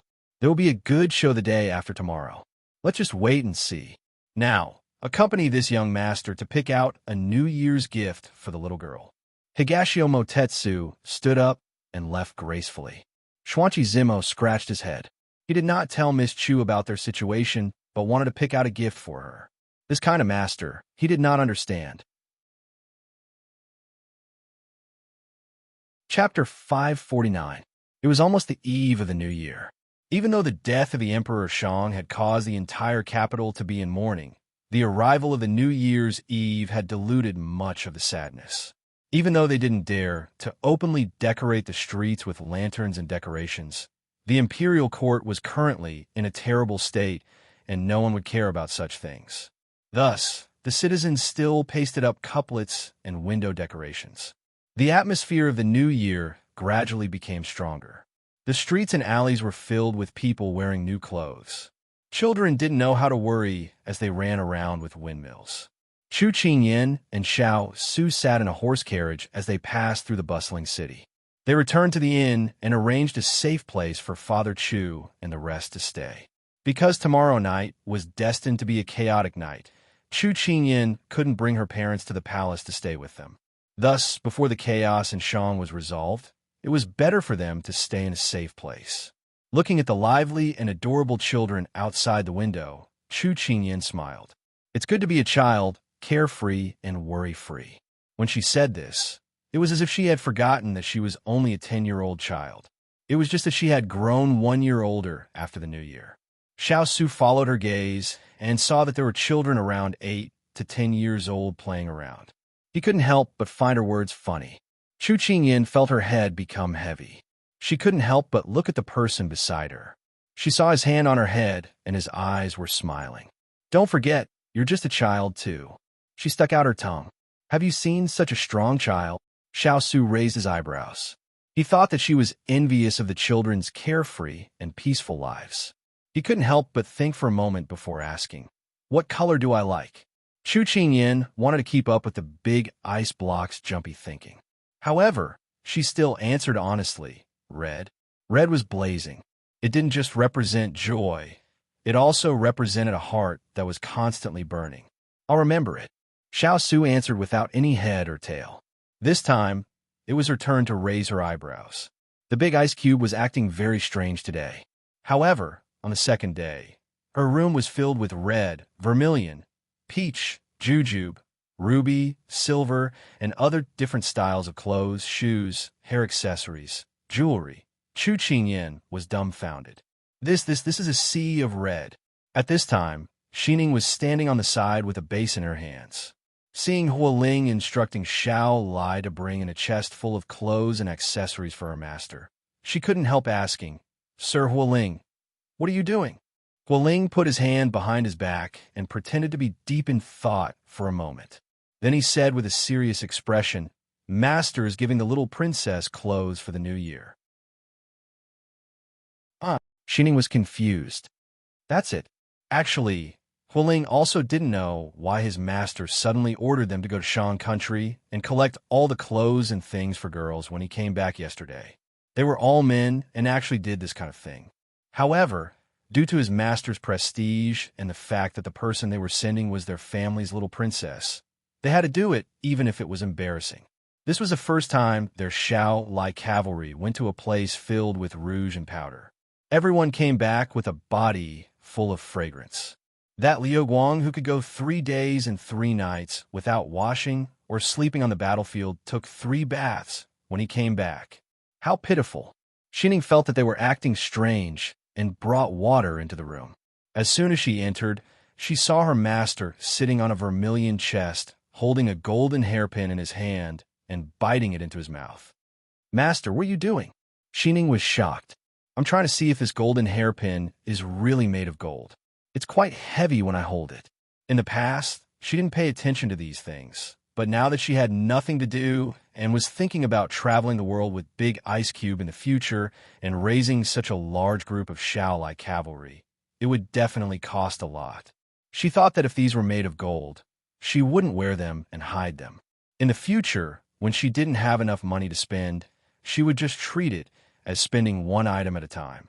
Xining patted her chest. "That's good, that's good. This servant thought that you wanted to commit suicide." Chu Qingyin rolled her eyes at her. Was she the kind of person who would commit suicide? However, when she saw Xining's plain and clean clothes, she thought that she had never been harsh on this little girl. Why did she dress like the palace maids in Shang Kingdom's palace? Thinking of this, she picked out a few bracelets, hairpins, and beads that she liked from several boxes and stuffed them into Xining's hands. "Here, this is a New Year's gift for you." After saying this, Chu Qingyin stubbornly bit those hairpins. It was so painful. Xining hugged those bracelets and hairpins, her expression somewhat absent-minded. Ever since she followed this master, she was different from other people. In the Wang Fu, it wasn't that she hadn't seen the servant girls who were bullied and reprimanded by her master. Compared to them, she couldn't be too lucky. Moreover, she had seen many things along the way with her master. She felt that her vision had broadened, and she had become more confident. These were all given to her by her master. She silently vowed in her heart that she wouldn't let her master down in this lifetime. "Master, you're so good to this servant." Xining couldn't help but sigh. Chu Qingyin had just been pricked by a jade pendant, causing her to grimace in pain. When she heard Xining's words, she couldn't help but laugh. "You were bought over by this little thing. In the future, if someone offers a higher price than me, won't you sell me?" Xining immediately said righteously, "Master, Xining is a person who cannot be corrupted by riches and honor, cannot be subdued by might, and cannot be moved by poverty." Haha, you've actually memorized these words. All right, I still feel that I'm not good enough for you. How about I arrange a marriage for you? I found that the ancient people really liked to arrange marriages when they were children. How about I arrange one for you too? How about Jean Xin? Chu Qingyin winked at her. Xining suddenly blushed. "Master, you're naughty. You're naughty." Then she put down the water and ran away. Chu Qingyin laughed loudly. Very quickly, it was nighttime. The palace was hung with red lanterns and red silk. The palace maids went in and out, extremely busy. At this time, Chu Qingyin was wearing a red male outfit. Her hair was tied up with a silver hairband, and 2 or 3 beads fell from the hairband. Her eyebrows were thick, and her facial features were deep. She looked just like a handsome young man. Although their identities have been exposed, there were still some things that had to be covered up.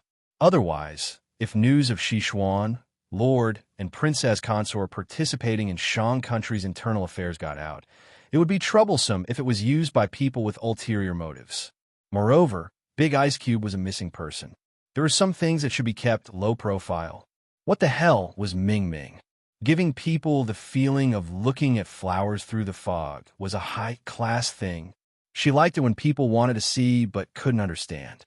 She finished dressing up, and just as she stepped out of the room, she saw Huo Ling waiting at the side. "Little master, master invites you in."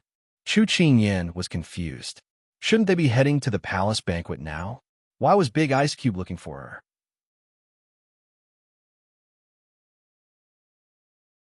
Chapter 550. Chu Qingyin followed Huo Ling to a quiet little garden and saw the person standing under the wisteria. Today, he was still wearing a black robe, but it was a bit more luxurious than usual. The corner of his robe was decorated with a cold lotus that was wrapped in golden silk. Large golden lotuses bloomed on the hem of his robe. When the night wind blew, those branches and leaves danced in the wind, creating a beautiful scene. He stood with his hands behind his back, looking at her from the side. His posture was handsome, solemn, and his eyes shone brightly. She couldn't help but think of a saying, if one's appearance was good, then one's expression was also good. His facial features were clearly ordinary, but there was a feeling that made people unable to look away. She thought, in this world, there would always be a kind of person who, regardless of appearance or status, could give people a feeling of amazement and warmth. Perhaps when others heard her say that His Royal Highness, who killed without blinking, was like this, they would snort in disdain, but she still firmly believed it. This person amazed her years and warmed her time. Xiao Su immediately saw Chu Qingyin walking over. Seeing that she was wearing red, he was very satisfied. He had never paid attention to a woman's appearance, so he had never paid attention to the little fellow's clothes. But yesterday, when he saw her enviously looking at other people's children wearing new clothes, he was a bit puzzled. Had he neglected her too much in the past?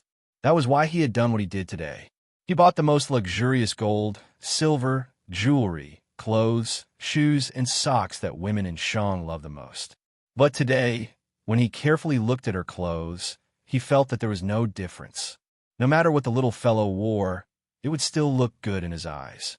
If it was someone else, Xiao Su wouldn't have the patience and energy to observe. Big Ice Cube, what are you looking for me for? Chu Qingyin walked in front of him with a face full of questions. The night was getting darker, and the light from the palace lanterns penetrated through the wisteria and fell on his body. With his back to the light, she could only see that his ink-black eyes seemed to be filled with tiny bits of starlight. For a moment, they were so bright that people couldn't help but be infatuated with them.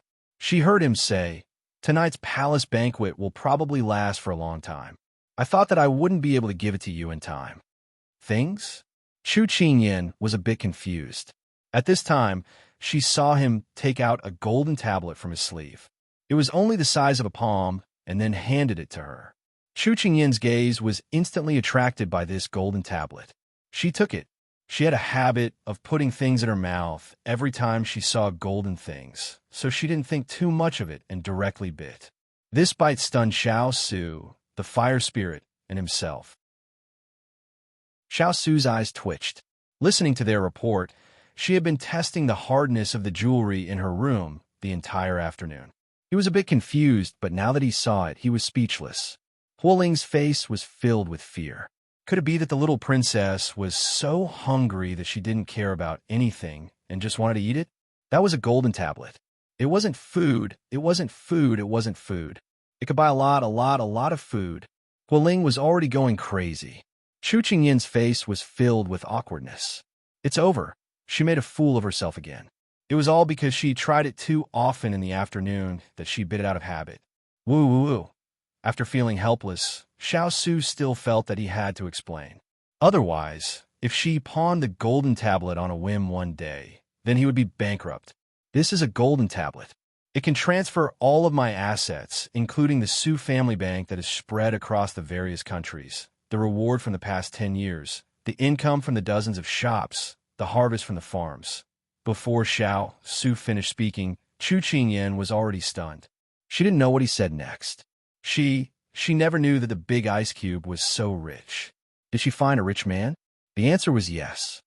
Su family bank. She listened the entire time and only caught this word. It seemed a bit familiar. Su family bank is one of the top 10 banks in the world. It is managed by Jin Ling. Even Master's assets and businesses are managed by him. Huoling explained after hearing this. Jin Ling. She had only heard of this person's name and had never seen him before. She was already curious. Even Water Spirit was curious. He's the most comfortable one among us 6 spirits, Huoling said with emotion. At this time, Xiao Su lightly said, "This king doesn't mind sending you to the bank to enjoy a few days of peace." Huoling immediately shook his head and waved his hand. "Master, you should spare this subordinate. Those abacus and account books will dazzle this subordinate." Xiao Su glanced at him and didn't say anything. At this time, Chu Qingyan finally realized what she was holding in her hands. It was a mountain of gold and silver. "Big ice cube. How rich are you?" She heard her voice tremble slightly. "Richer than you think." Xiao Su couldn't help teasing her. Huoling was dumbstruck from the side. Master, who had been ruthless to him just now, was suddenly gentle to the little princess. He couldn't accept this. Chu Qingyan felt that this golden token was too heavy. She couldn't hold it and immediately stuffed it back in his hands. "I can't take such a valuable thing. What if I accidentally lose it?" "It's fine. If it's lost, then it's lost. I've already passed down the order. Jin Ling and the others will only recognize you and me. This golden token is just a symbol of your identity." Xiao Su explained unhurriedly. "Is this good? You don't need to feel too burdened. There is no reason for me to take back something I've given out." Xiao Su revealed a faint smile. Chu Qingyan looked at the golden token that had returned to her hands. Her heart was filled with waves that could not be calmed down for a long time. She looked at the back that was gradually walking away, and her heart seemed to be gently poked. This was the first time someone had given her such a valuable thing. They didn't ask for anything and just placed it in her hands. She pressed the golden token against her chest. In the garden where the cold wind was blowing, she felt a warmth in her chest, as if something was growing there. On the way to the palace banquet, Xiao Su thought about the little fellow's expression and couldn't help laughing. The family business would be handed over to her sooner or later, but he felt that she didn't have enough ability right now. But when he found out that she was saving money for the coming days, he had this idea.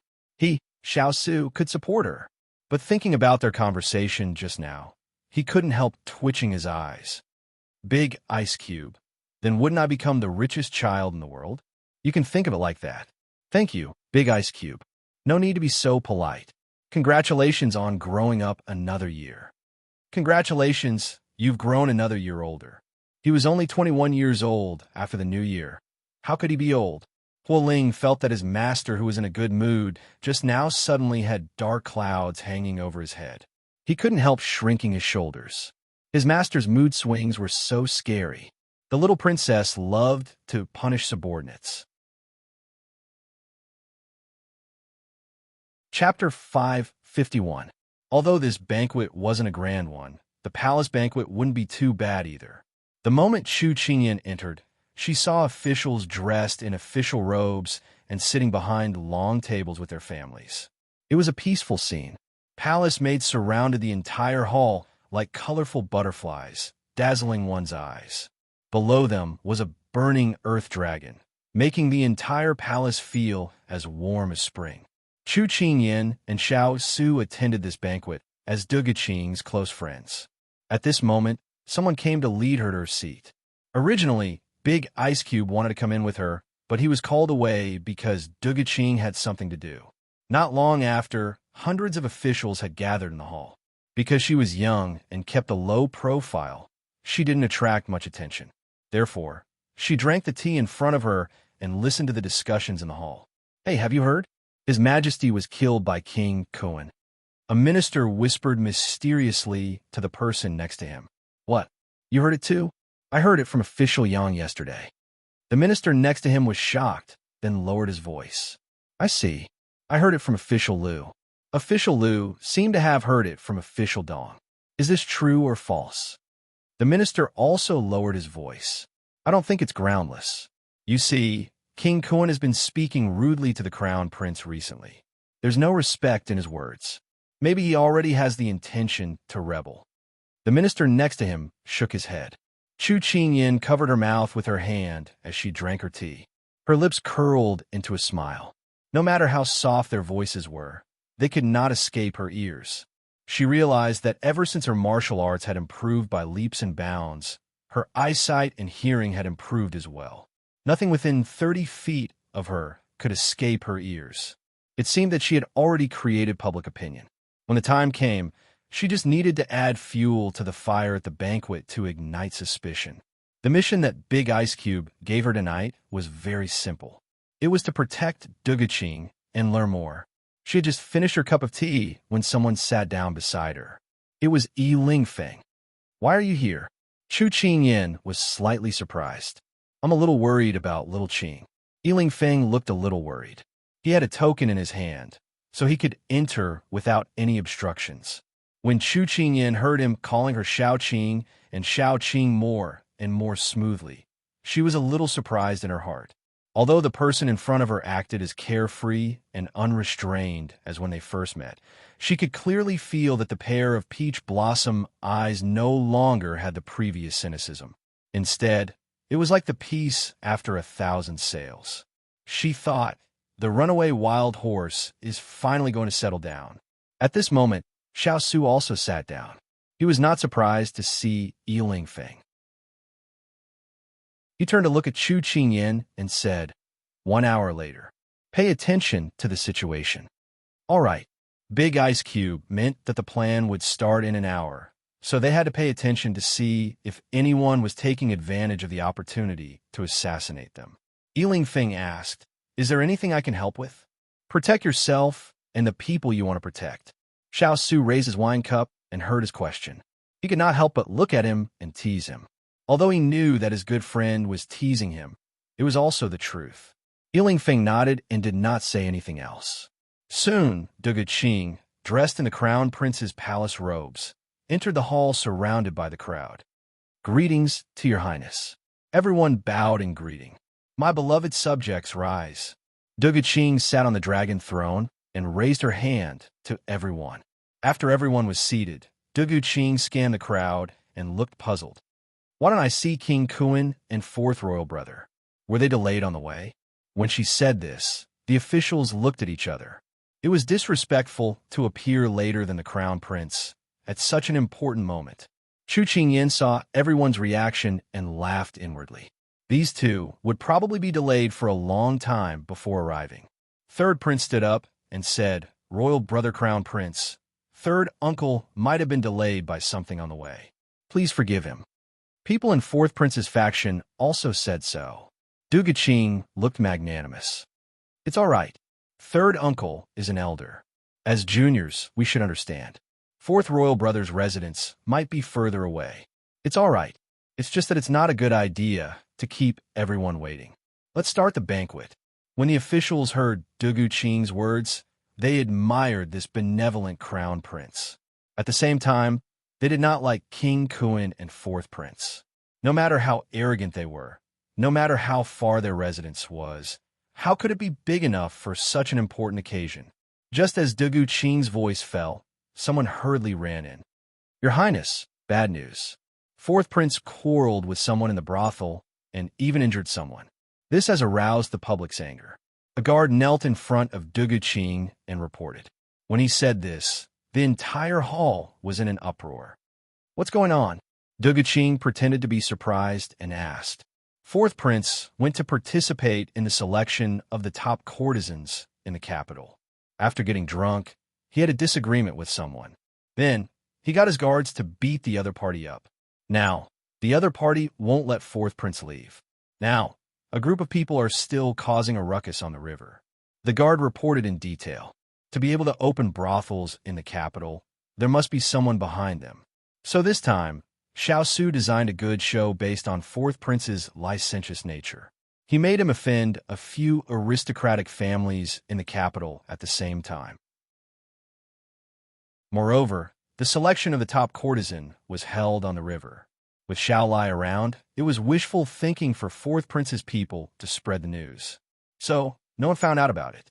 Dugu Qing was furious. Fourth royal brother actually went to such a place at such a time and even injured someone. Guards! Here! Someone stood up. Send someone to bring Fourth Prince back to the palace. When he sobers up, this crown prince will interrogate him. Who is right and who is wrong? This crown prince will give the people an explanation. Dugu Qing coldly ordered. Yes. Zhang Kai immediately went to give the order. Everyone already had a bad impression of the Fourth Prince. He indulged in debauchery, bullied men and women, and used his strength to bully the weak. Now that this matter had happened, everyone disliked him even more. On the other hand, the crown prince was handsome, upright, and had great ambitions. This was what a crown prince should be like. With a comparison, His Royal Highness the Crown Prince's image was once again raised. Chu Qingyan tapped the table lightly. The Fourth Prince was probably going to lose his power by tomorrow night. His drunken assault was just the beginning. Once Dugu Qing revealed the other evidence of his crimes, he would no longer have the chance to make a comeback. After Dugu Qing dealt with it, she smiled again. Today is a joyous day. Everyone, don't let these small things affect the mood. Come, let's raise our cups. Cheers to Shang country's prosperity in the new year. Just as she finished speaking, a voice came from outside. Lord Kuan has arrived. At this time, everyone had raised their wine cups high. Before they could drink, they were stopped. With Lord Kuan's failure to arrive on time and the appearance of this node, everyone disliked him even more. Chu Qingyan curved her lips. An important character was about to appear. Chapter 552. Due to the foreshadowing just now, Lord of Kuan felt the unreadable gazes from the crowd the moment he appeared. He could not help but feel his scalp tighten. He had left early for the banquet this time. Who knew that a shrew would pester him at the door, saying that she was pregnant with his child the moment he stepped out of the palace. This caused his tigress to fly into a rage. He only cared about appeasing her and did not make it to the palace banquet. Furthermore, his tigress refused to enter the palace in a fit of anger. No matter how he tried to persuade her, he could not persuade her and could only enter the palace alone. At this moment, Dugu Qing already knew about this. She asked with a concerned expression, "Third Imperial Uncle, where is Third Imperial Aunt? Why didn't she come with you?" Hearing this, awkwardness flashed across Lord Kuan's face. His tone was stiff. She was not feeling well, so she did not enter the palace. Lord Kuan was not good at hiding his emotions. The impatience on his face towards the crown prince caused those officials who remained neutral and supported the crown prince to become even more dissatisfied with him. Su Lu, who was standing beside Lord Kuan, saw that the atmosphere in the hall was a little strange. She could not help but whisper for Lord Kuan to quickly sit down. After Lord Kuan received the message, he returned to his seat. Dugu Qing glanced at the crowd, and a smile appeared in her eyes. Then, she waved her hand and let the eunuch sing the part where the officials would celebrate the new year. Originally, this part was the last. However, after discussing with Xiao, This part was brought forward. This meant that the plan was about to enter the final stage. Chu Qingyin took a bite of the pork shoulder. Hearing this, she could not help but turn to ask the person beside her. Big ice block. What did Lord of Cohen give? Xiao Su picked up some vegetables with his chopsticks and put them into her bowl. His expression was indifferent as he said, something that will only do him harm. There were too many people around, so she did not ask further. She lowered her head and saw the carrots in her bowl. She looked at the person beside her with a heart full of complaints. At this moment, she realized that Yi Lingfeng had not touched his chopsticks. She could not help but look at him. She saw that his gaze was fixed on the main seat. Chu Qingyin followed his gaze and saw that he was looking at Du Guqing. Chu Qingyin shook her head. The furthest distance in the world is that I'm sitting in front of you, but you don't know. Now, it was King Kuen's turn to present his gift. Actually, King Kuen did not pay much attention to this gift.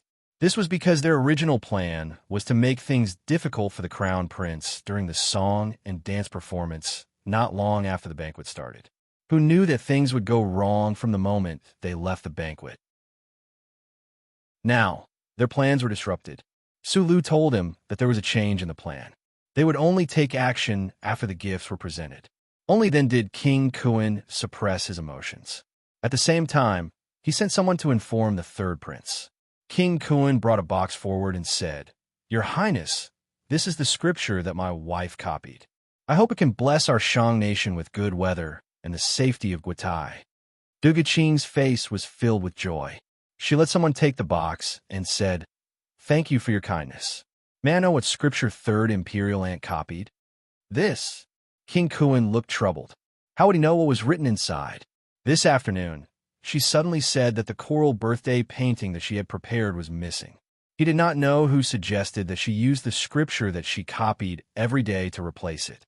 King Kuen was in a hurry for tonight's big event and did not care what she took.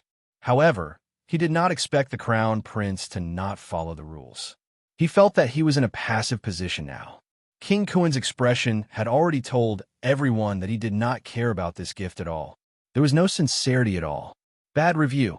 Su Lu sat below and exchanged glances with one of Xiao Ho's men in black who was disguised as a follower.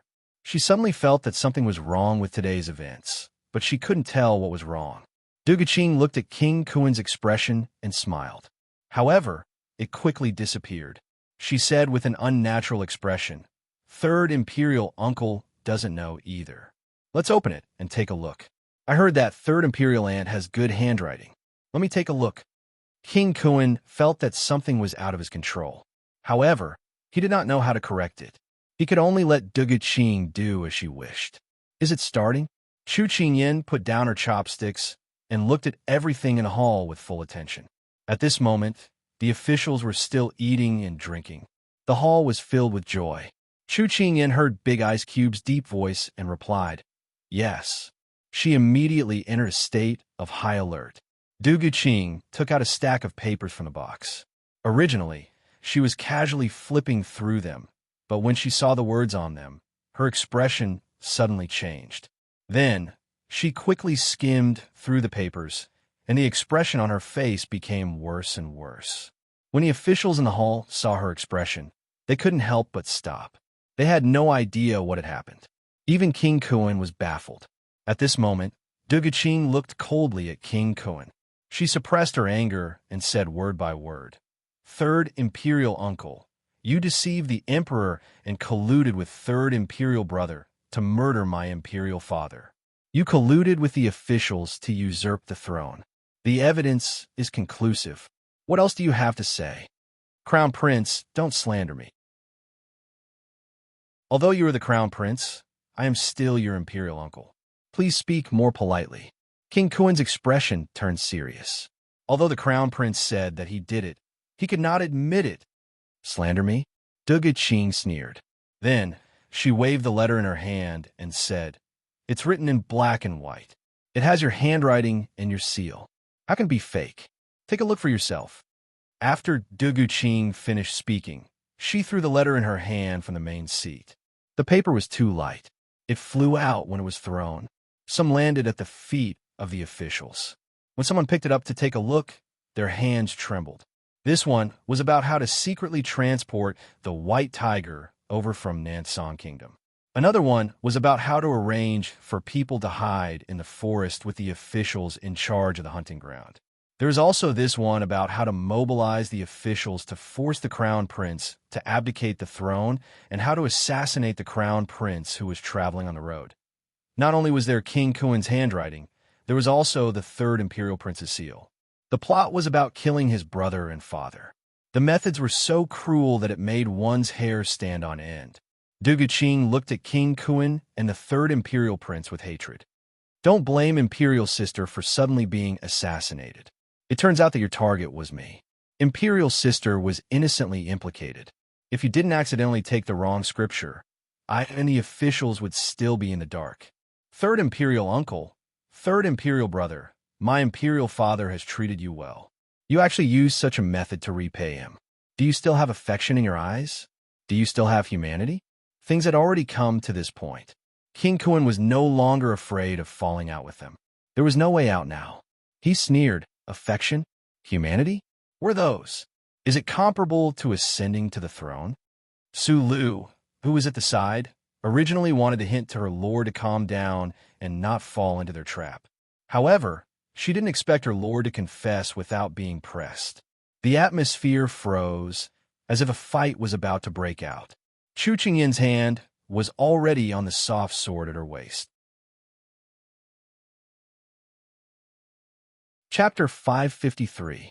She thought that would take a lot of effort for King Kuin to admit to these crimes, but she did not expect him to agree so easily. Duguqing could not help but look at Xiao Su. This person's ability to read people's minds was really impressive. Duguqing's gaze met with Yi Lingfeng's, but she looked away without a trace. This was a critical moment, and she should not be thinking about love. King Kuin's words caused an uproar in the hall. King Kuin, how can you do such a disgraceful thing? Those who have disloyal hearts should be punished by everyone. The censor stood up and reprimanded him with a face full of anger. Once the censor spoke, many ministers stood up and reprimanded him. At this moment, King Kuin raised his hand, and the sword of the guard beside him was in his hand. Then, he exerted force and stabbed the censor in the chest. This happened too suddenly, and no one expected it. When the censor fell to the ground, the ministers who stood up took a step back in fright. They went forward to check on him, and finally said to Duguqing, the censor has stopped breathing. King Kuin, how dare you kill someone in the hall? You've lost your mind to this extent. Duguqing stood up angrily and pointed at King Kuin. At this moment, King Kuin put his hands behind his back fearlessly and looked at Duguqing viciously. Your Highness, the winner is the king, and the loser is the bandit. My 100,000 soldiers are already 3 miles away from the capital. As long as I give the order, they can flatten the capital within an hour. Now there are 2 paths in front of you. One is to resign from the position of crown prince and save the people in the capital. The other is for me to flatten the capital and take over your position. You rebellious minister. Do you know that you will make third royal brother unjust by doing this? How can the Shang kingdom accept him gaining power like this? Duguqing looked at third royal brother, who was at a loss. It seemed like he did not know that things would turn out this way. No, it should be said that he did not know that the plan would change so quickly. King Kuin laughed out loud. I'll kill God and Buddha. Those who block me will die. Whoever is not convinced can stand up, and I will fulfill their wishes. If anyone wants to stand on this king's side, this king will definitely not treat them unfairly. At this moment, Chu Qingyin was already standing beside Duguqing. Looking at the ferocious King Kuin below, she felt that her worldview had been refreshed. She had never seen such an arrogant and conceited person who dared to openly challenge the imperial authority. Even if such a person obtained the throne of Shang Kingdom, he would go down in history in infamy. She sneered, is that so? Then this prince wants to see who will stand on your side. After King Kuin finished speaking, there were already many officials on his side. Most of them were people who usually argued with Duguqing in the imperial court. Duguqing's face darkened. Xiao Su wanted her to take this opportunity to see the true colors of these officials. After this matter was over, they could purge the civil and military officials, keeping the loyal ones and getting rid of the dregs. After a while, the two sides began to curse at each other. How can you help the evildoers like this? How can you face the Shang Empire, the Crown Prince, and His Majesty? A fine bird chooses a fine tree to nest in. I feel that following King Kuan will lead to a brighter future. Those who walk different paths cannot work together. The Crown Prince should surrender quickly. Don't implicate the innocent people, said the other. Shameless bastard, shut up. The hall was already in an uproar. The situation was clearly in their favor, but Sulu looked at the Crown Prince and felt that although the Crown Prince's reaction was angry, he was not flustered. Could it be that he had something to rely on? Or is he scared silly? Duguqing glanced at Xiao Su. Seeing that he nodded to indicate that she could take action, she raised her hand to signal for everyone to be quiet. Then she ordered, Zhang Kai, why are you still standing there? There are so many traitors. Capture them all. Yes, your humble servant. Zhang Kai immediately called for people to surround them. As expected, a fledgling is not afraid of a tiger. You want to go against us with just this amount of people? You are overestimating yourselves. King Kuan snorted coldly. Then, with a wave of his hand, the guards who followed him rushed into the hall. In the hall, the situation was on the verge of breaking out. Duguqing looked at the dozens of guards beside him and could not help but laugh. You dare to come out and make a fuss with just this amount of people. I don't know if Third Imperial Uncle is too confident. After laughing, she lowered her hand and Zhang Kai led people forward. Su Lu frowned. Lord, didn't our people enter the palace? Why are they so quiet now? King Kuan was also confused. However, he could not show weakness now. He knew how to stabilize the morale of the army. Therefore, he shouted, Everyone here, as long as anyone can hurt the Crown Prince, he will be promoted. As long as he can get the Crown Prince's head, he will be promoted to a first-rank official. With such a great reward, there would definitely be brave men. The guards beside him all rushed towards Duguqing. These people were the best of the best under King Kuan. They were not comparable to ordinary palace guards. At this moment, King Kuan looked at the man in black beside him. Seeing that he was indifferent, King Kuan was a little annoyed. Didn't you bring people here? Why don't you help me kill the Crown Prince? The man in black revealed a mocking smile. Your plan has been exposed. There's no need for us to cooperate anymore. My target has always been one person. After speaking, the man in black did not care about King Kuan's ugly expression. He led his people and walked quickly toward Xiao Su. Their target had always been the King of England, Xiao Su. They had only used King Kuan's power to let them enter the palace. This King Kuan was still too naive and stupid. At this moment, Chu Qingyan was fighting with the guards who were attacking Duguqing. She had just stopped 2 or 3 people when she saw people who were different from King Kuan's men charging towards Big Ice Cube. Her expression changed slightly. Big Ice Cube's Xiao-like cavalry had been sent to restrain King Kuan's army. Now, there was no one else besides Turin. At this moment, the wine cup in Xiao Su's hand suddenly flew out and exploded in midair. The shards flew and slashed across the necks of few people. One move took the lives of at least 3 people. Seeing this, Chu Qingyan heaved a sigh of relief. Then she thought about it. Who was the Big Ice Cube? His martial arts were exceptional, and these people would not be a problem for him. She continued to focus on blocking the guards who were attacking Duguqing. She did not know if it was because King Kuan was too tempting, but these people attacked without any regard for their lives. Chu Qingyan could not take care of so many people. She was careless, and someone went past her and went towards Duguqing. Duguqing's martial arts were not weak either. She lifted her leg and kicked towards a guard. But at this moment, a palace maid standing beside her suddenly took out a dagger from her sleeve and stabbed it towards Duguqing's chest. No! Chapter 554. No one expected that King Kuan's men would disguise themselves as palace maids and lie in ambush, then suddenly attack at this moment. In the blink of an eye, a white figure flew up and landed in front of Duguqing. Ugh! With a pu sound, The sharp tip of the knife pierced into his chest from his back. Blood immediately gushed out and instantly dyed his white clothes red. Young master, Ling Feng, big brother Ling Feng. Duguqing cried out involuntarily as she looked at the back of the man who was standing in front of her like a stone statue, firm and indestructible. I'm fine. He looked at Duguqing and curled his lips, but when he finished speaking, he coughed up a mouthful of blood. Just as the palace maid was about to pull out her blade to stab Chu Qingyan, Chu Qingyan finished her off with a single strike. Ling Feng couldn't stand properly and fell towards Duguqing. Duguqing subconsciously stretched out her hands to catch him, and the two of them fell to the ground. Duguqing held on to him, and when she saw that her hands were covered in blood, she immediately said anxiously, "Someone, call the imperial physician." The imperial physician. Ling Feng looked at her panicked expression, and a gratified smile appeared in his eyes. "Little Qing, I thought you didn't want to call my name and talk to me anymore. What nonsense are you saying at this time? Don't talk anymore. Save your energy and talk when you're better." Duguqing saw him spitting out mouthfuls of blood the moment he opened his mouth.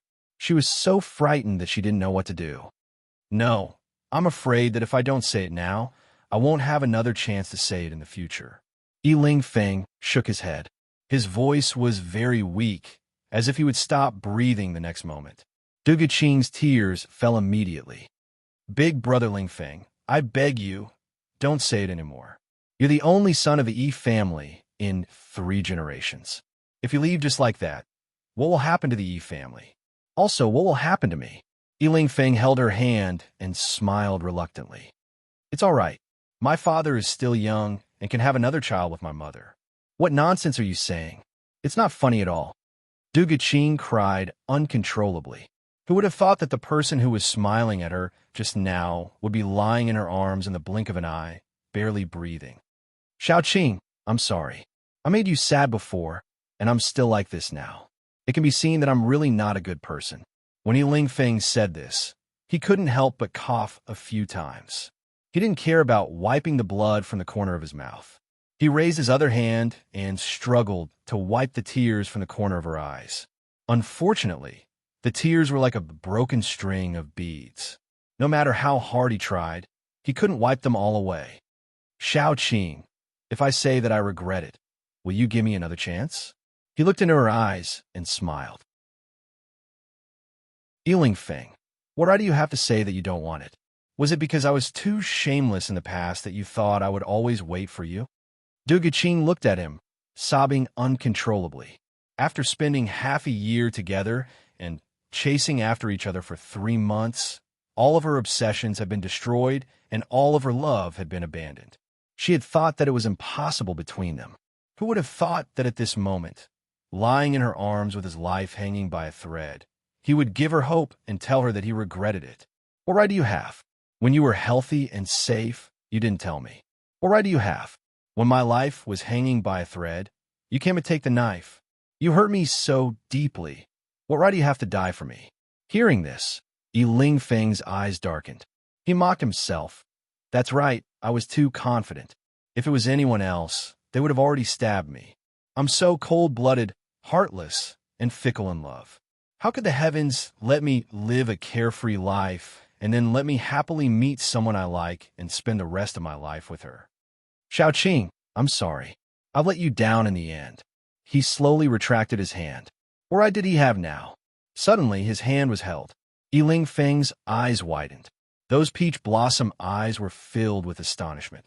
Duguqing raised her eyes and looked at him angrily. "You bastard. When I shamelessly chased after you, I was rejected by you more than once. I didn't even say anything about giving up. But you've only been rejected by me once, and you're already disheartened. As a man, how can your skin be so thin? You're even worse than a woman." Xiao Qing. His peach blossom eyes were filled with pleasant surprise. "You mustn't die, all right? I still want to reject you a few more times to get back the face I've lost. So you have to live well, all right?" Duguqing's tears fell down once again. Why hasn't the imperial physician come yet? Duguqing looked around and still did not see the imperial physician's figure. Her eyes were suddenly filled with despair. Her hand was tightly held and Duga Qing looked down at him. Xiao Qing, I'm really sorry. He coughed out a mouthful of blood, and his eyes were filled with endless sorrow. I shouldn't have done this to you. Just pretend I didn't say anything. I was willing to save you, so don't be sad and blame yourself. Just treat it as me repaying all the disappointment I've given you. Yiling Feng's voice became a bit erratic. These words were like knives stabbing into Duga Qing's heart. Imperial father is gone. Little brother is still struggling on the edge of life and death. Imperial mother is heartbroken. At this time, how can you bear to abandon me? Duga Qing's eyes were filled with tears. She tightly held his hand, not daring to let go for a moment. Happiness was clearly at her fingertips, but she was always one step away. If she had bravely taken that step, would the two of them not have this kind of ending? Yiling Feng looked at Duga Qing in front of him and thought of the scene when the two of them first met. When I first saw you on the street, I thought in my heart, how could there be such a girl, as cute as a flower? Duga Qing looked into his eyes. That little bit of light slowly dimmed, and her heart felt like thousands of knives were stabbing into it. Ling Feng, you're not allowed to leave. You're not allowed to leave. Xiao Qing, live like a flower. Be happy and live bravely. I'm sorry, like a gust of wind sweeping across your lake, but in the end, I can't stop. If possible, I want to take care of you for a lifetime and be rejected by you again and again, so you can get back the face you've lost. If possible, I want to hug you. After so many years, you're the first girl to make my heart ache. I think you'll also be the last one in my life. There are no ifs. Please take good care of yourself. In your next life, don't meet a man like me again. That pair of peach blossom eyes slowly closed. In March, the peach blossoms bloom. In April, the fragrance is gone. Next year, the branches will grow, and the flowers will bloom again the next month. In the unseen world, reincarnation will turn. Duga Qing hugged Yiling Feng, crying her heart out. Chu Qingyan stood to the side, silently glancing over, her eyes filled with sorrow. The saddest thing in the world was to be separated by love. Chapter 555. Turin and King Kuan were fighting. King Kuan was beaten back by Turin, and most of his men were already subdued. However, there was a man beside King Kuan who was extremely skilled in martial arts. Xiao Su fought with him, and because the two of them were extremely lethal, Xiao Su lured him out of the hall. After Chu Qingyan dealt with the man in front of her, she went out of the hall with her sword to help Big Ice Cube. As the other party had many men, even if Big Ice Cube's martial arts were unparalleled, she was afraid that he would not be able to fight against so many people. Unfortunately, Chu Qingyan underestimated Big Ice Cube's strength. He lured them out just to make it easier to interrogate them. When she went out, she saw Big Ice Cube pointing his sword at the leader's throat and asking coldly, "Who sent you?" "I have no comment." That person looked at Xiao Su with a touch of defeat in his eyes. If not for this person's meticulous mind that foiled his and King Kuan's plan, the entire Shang Kingdom's palace would be in their hands, and Xiao Su would be a dead soul under his sword. Unfortunately, he had become his prisoner. If that's the case, do it yourself. Xiao Su threw the sword in his hand in front of him. "You." That person looked at Xiao Su in shock, then revealed a smile. "It's my honor to be able to fight with you. It's my pity that I didn't get to see you fight with my master." After he finished speaking, he took his sword and committed suicide. Big Ice Cube, why don't you let him live and ask the person behind him? Chu Qingyan kept her sword and walked over to ask him. He was trained by the royal family. "It doesn't make a difference whether I ask him or not," Xiao Su replied indifferently. Chu Qingyan was slightly stunned. "Someone from the royal family? Is it him? His imperial father? That cruel father who killed his son?" "I don't know." Xiao Su lowered his eyes. He couldn't be sure, and he wouldn't probe further. Chu Qingyan's heart ached. Even if it wasn't the Sichuan emperor, it was still a member of the royal family.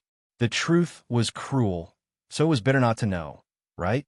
Suddenly, Xiao Su led Chu Qingyan in a different direction. He drew his flexible sword from his waist and faced the people descending from the sky. Moon Palace sect. Chu Qingyan was brought to the back of the Big Ice Cube. As soon as she stood still, Tai Tu saw people in white flying down from the sky. In the middle, a woman stepped on a white dress and landed. In a cold winter night scene, he saw petals dancing in the sky. The scene was very familiar.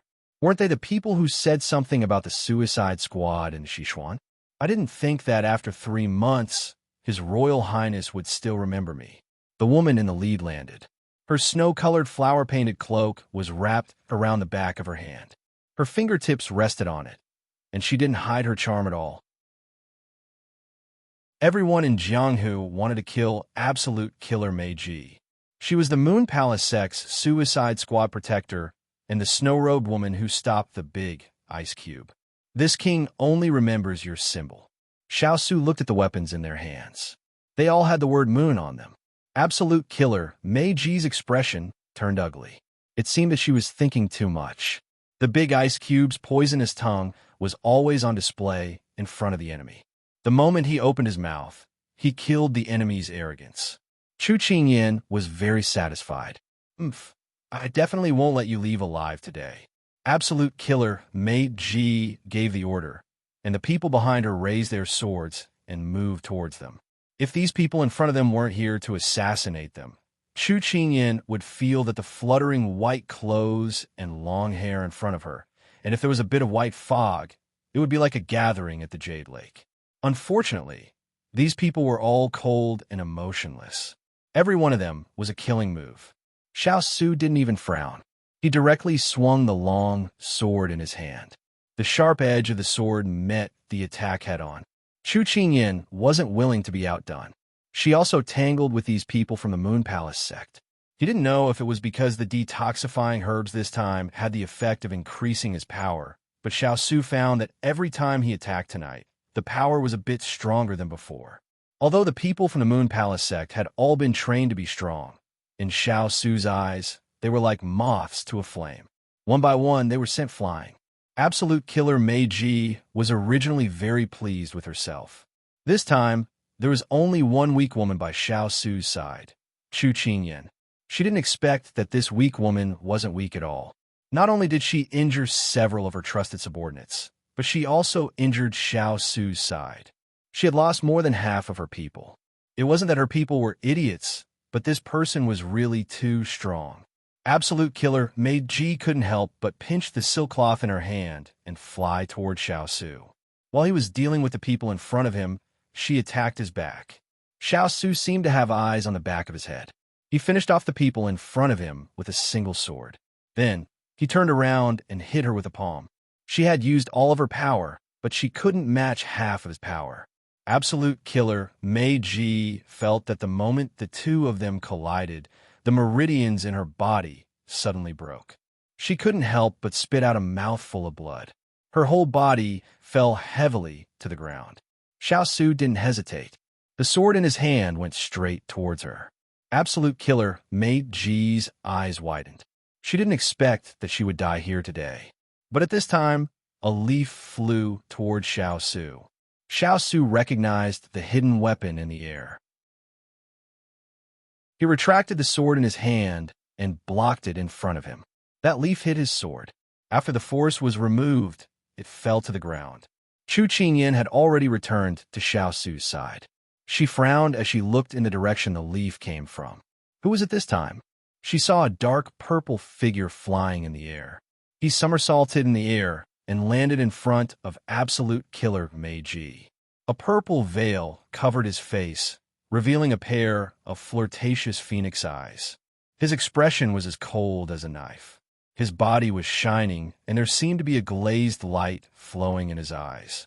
Chu Qingyan suddenly recalled that this man was the one who had barged into her room and kidnapped her. Wasn't he the one who had left a jade tablet in her room? Wait, that's not right. Why did this person give her a familiar feeling? Had she seen him somewhere before? Young master. Absolute Killer Mei Ji's face showed a touch of joy. Protector Mei Ji has suffered. The languid voice was charming.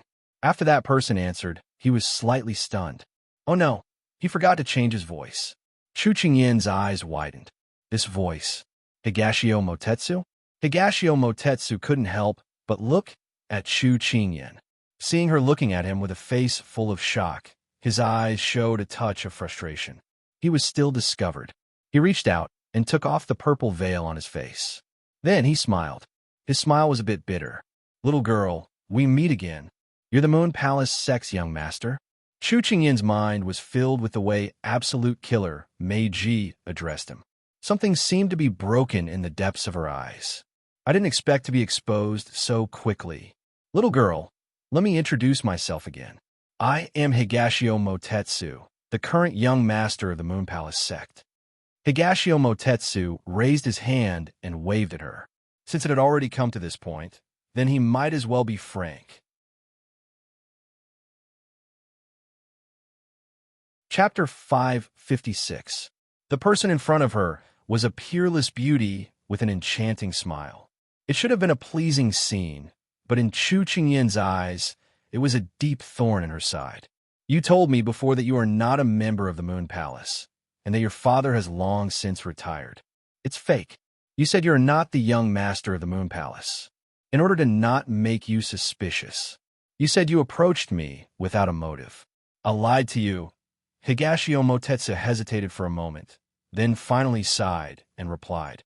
"In the beginning it was close, but then it wasn't, and finally, with one question and one answer, the entire garden fell silent."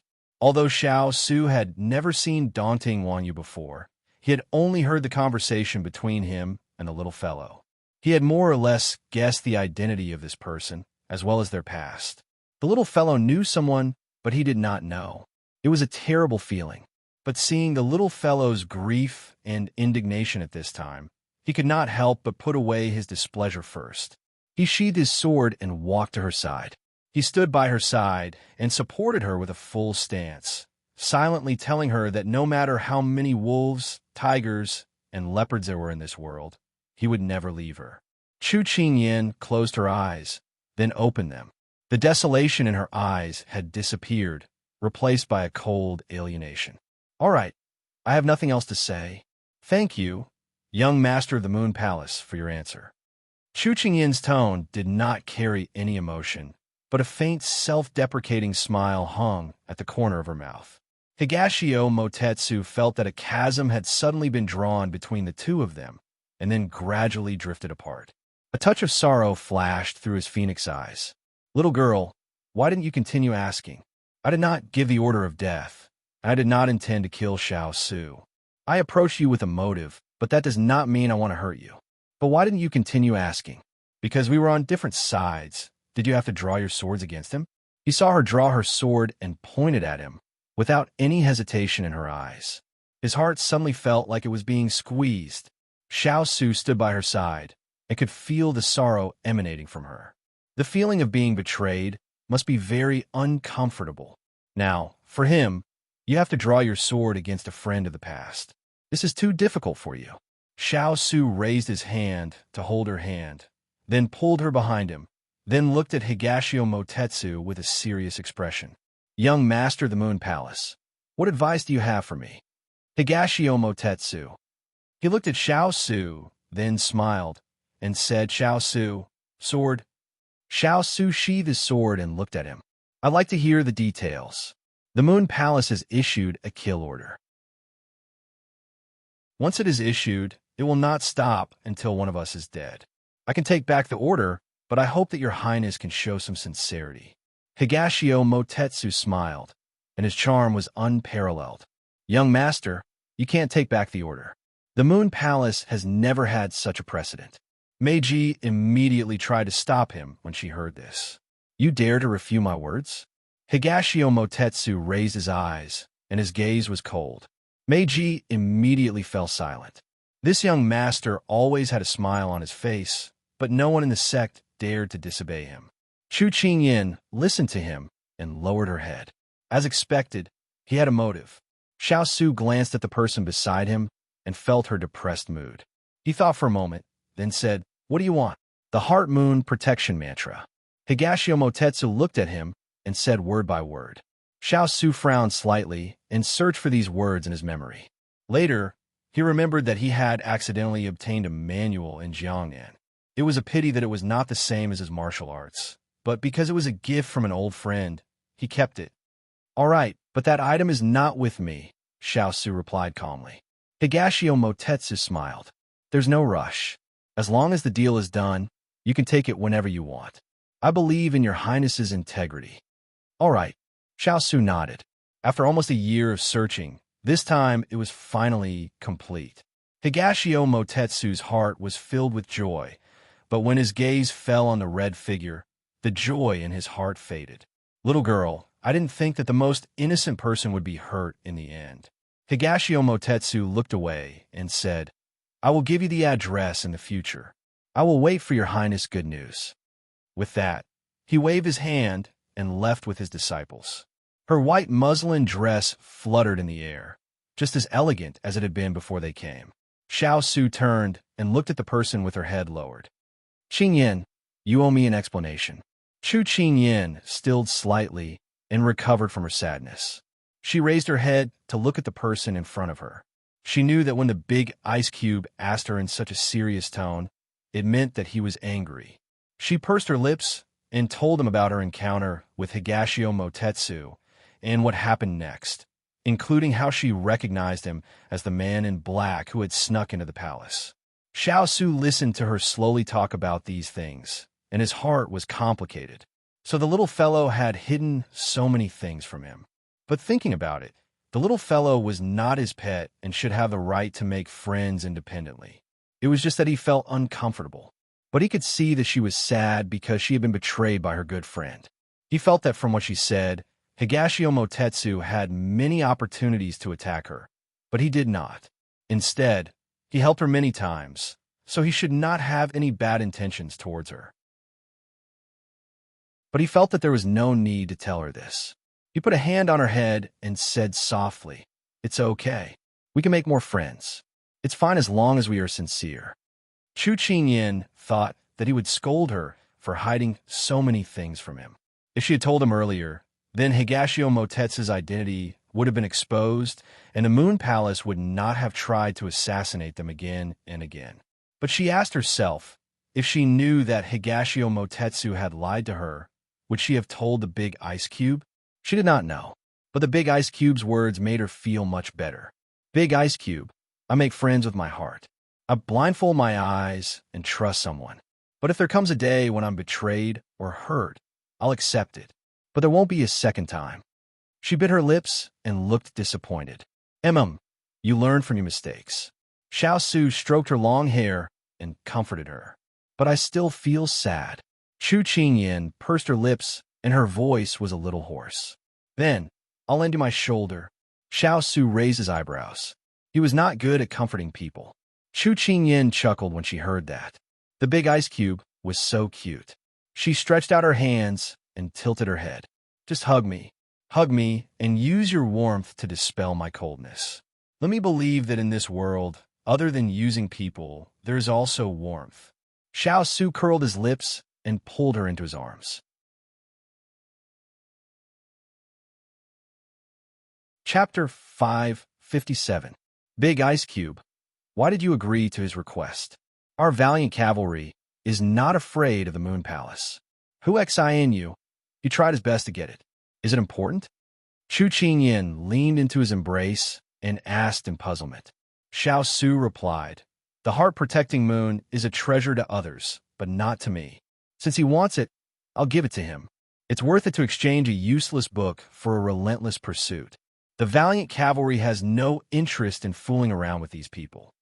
In fact, he had heard of the heart-protecting moon before. It was rumored to be one of the top 3 martial arts absolute art rankings. If mastered, one's future would be limitless. However, he felt that although this person had ulterior motives, he had helped her along the way. For example, the Blue Manor deal was considered repaying the favor for the little one. Furthermore, although the little one drew her saber against Higashio Motetsu for him, he could tell that the little one did not want to be enemies with Higashio Motetsu. That was why he said that exchanging a cultivation technique for a relentless pursuit was worth it, because he did not want to put the little one in a difficult position. However, there was no need to tell the little one these things. That's good too. Chu Qingyan nodded. She left his embrace, and her mood had improved. She looked up at the person in front of her and blinked.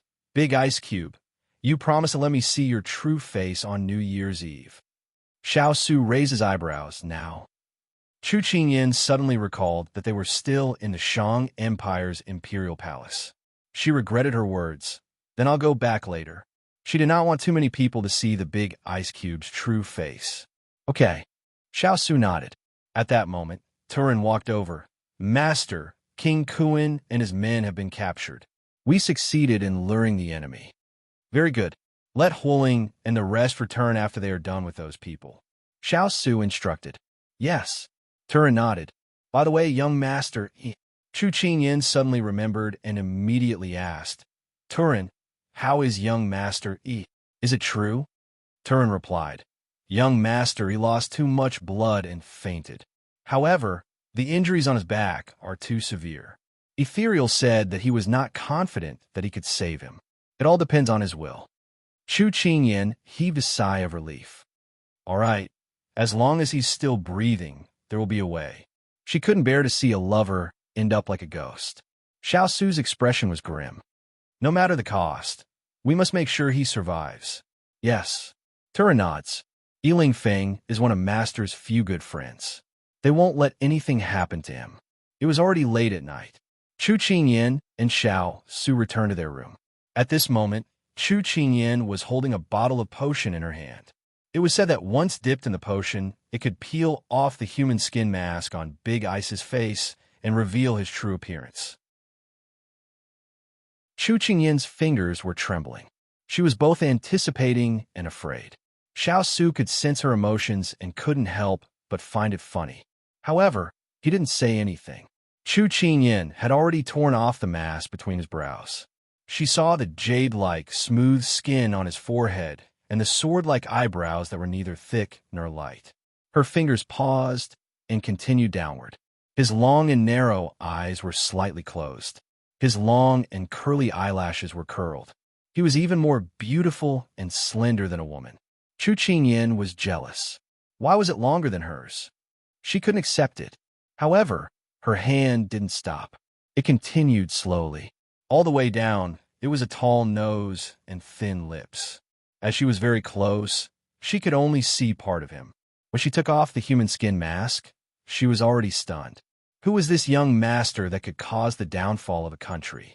Borrowing the water to bloom, it was strange.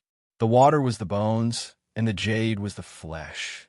She remembered that when she had lost to Big Ice, he had hidden his snow-white skin under his luxurious clothes.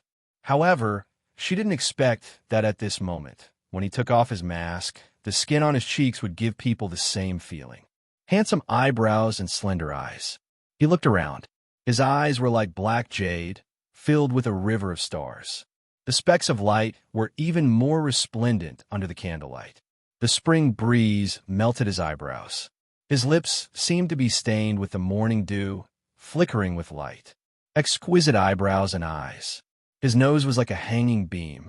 His lips were like a painted pill. Every part of him was very outstanding. When his facial features were put together, it became a handsome painting. Accumulated stones were like jade. Arranged pine trees were like green. His beauty was unparalleled in this world. This was simply an upgraded version of the mask she had seen in the inn. She had some suspicions. Back then, Big Ice didn't wear a mask at all. It was just that his facial features weren't outstanding. However, his facial features were already enough to turn all living things upside down. Now that he didn't hide it, people couldn't help but admire him. Dressed in black, he stood there casually, but he was already more beautiful than the world's most beautiful flowers and pearls. Xiao Su looked at her mouth that was wide enough to hold an egg. He couldn't help but smile. Scared stiff, his smile was like the sun that suddenly rose on a snowy mountain peak.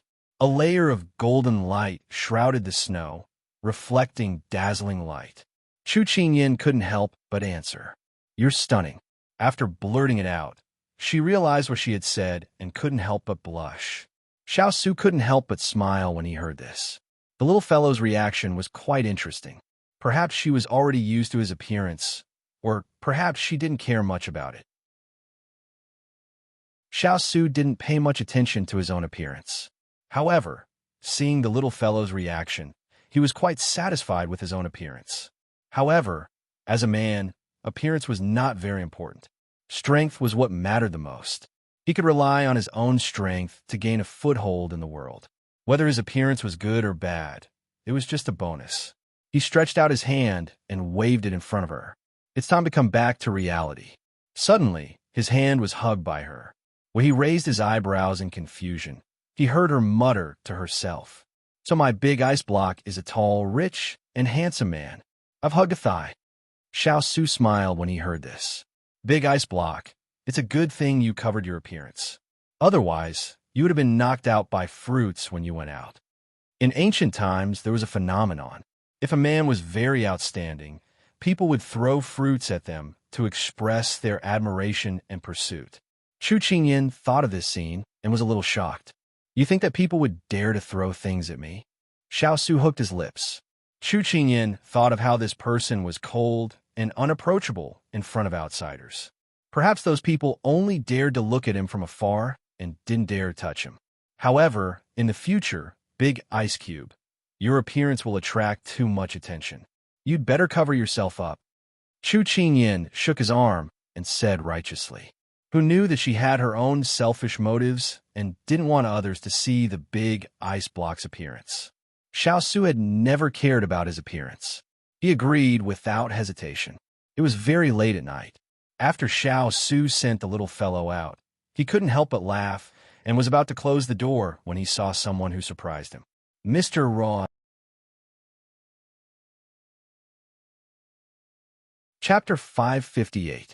Mr. Raw was Xiao Su's most outstanding strategist. When he returned to the court after defeating the enemy, Mr. Ruo did not follow him and stayed at the border. But he did not expect to see him at this time. At this time, his clothes were covered in mud. It could be seen that he had traveled a long distance without stopping. His face was also filled with fatigue. Huo Ling and Turin saw their master's appearance and understood. Master had confessed his true appearance to the little princess. It seemed like the position of the little princess in Master's heart was becoming higher and higher. Xiao Su moved aside to let them in.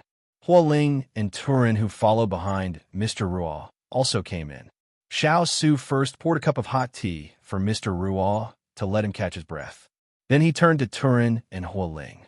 At this time, Huo Ling presented an urgent secret report. It came from the Sichuan Imperial Palace. When Xiao Su saw the handwriting on it, he knew who had sent it. He hesitated for a moment before finally opening it. After quickly skimming through it, Xiao Su's face suddenly froze.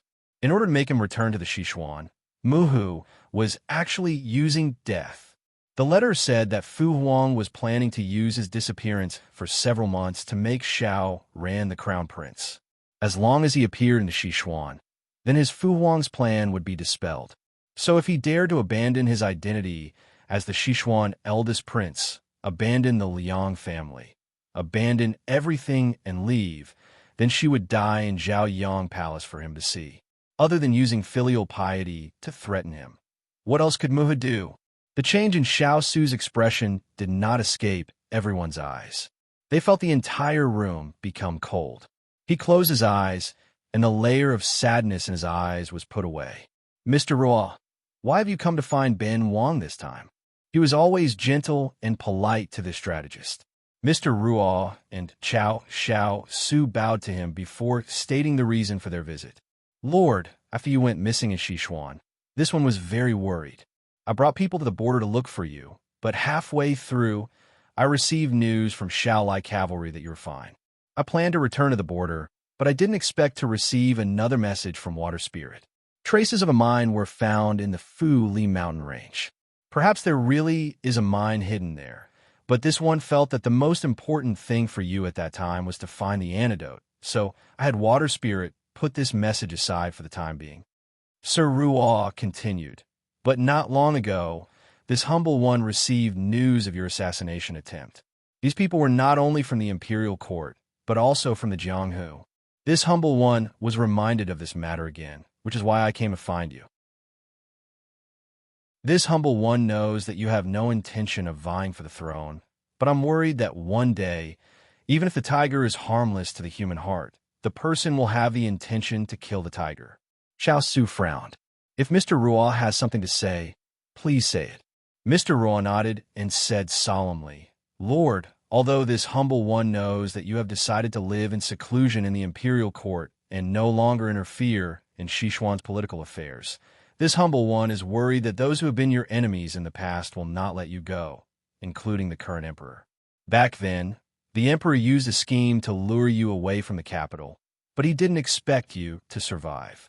Now that the Fuli mountain range really does have traces of a mine, this humble one thinks that Lord can ask to return to the Fuli mountain range. On the surface, you appear to be an idle lord in charge of searching for a mine in the Fuli mountain range. You can appear openly in front of everyone, and those people won't dare to assassinate you so brazenly. At the same time, it will lower His Majesty's guard against you. Xiao Su understood what he meant and couldn't help but frown in deep thought. Mr. Ruo was afraid that he wouldn't agree and immediately said, Your Highness, you don't have the intention to participate in the struggle for power, but you must have the ability to protect yourself. No one knows if His Majesty will make a move against you one day, since he gave the Fuli mountain range to you, but he doesn't know that there are mines inside. We can push the boat with the current and take the mines for our own use. If there is a day when we become enemies, His Majesty won't dare to make a move against you so easily. Turin and Hualing looked at each other. They didn't think that things would develop to this point. They immediately looked at their master, not knowing what decision he would make. Allow this prince to consider. Xiao Su stood up with his back to everyone and said lightly. No one knew that the person with his back to them slowly clenched his hands in his sleeves and revealed a bitter expression. Mr. Ruo still wanted to say something, but seeing that Lord had already expressed his refusal to talk, he sighed and left with Turin and Hualing. Xiao Su didn't know how long he had been standing there, but he felt that there was an extra person behind him. Big Ice Cube, why are you here? Xiao Su turned around and saw that she was wearing loose, casual clothes. He guessed that she had already fallen asleep, so he stood up again. He walked forward and picked up the cloak on the back of the chair, wrapping it tightly around her before sitting down on a chair to the side. I heard about what happened tonight from Hualing and the others. Are you very troubled? Chu Qingyin asked with concern. Xiao Su admitted. Then he asked, if it was you, what would you do? Chu Qingyin lowered her head to think for a moment when she heard this. Then she looked up with a bright smile. Go to Fuli mountain range and take the mines there into our pockets. Then if anyone dares to harm us in the future, we'll show them and scare them to death. Didn't you want to travel around? This was one of the reasons why he was hesitating.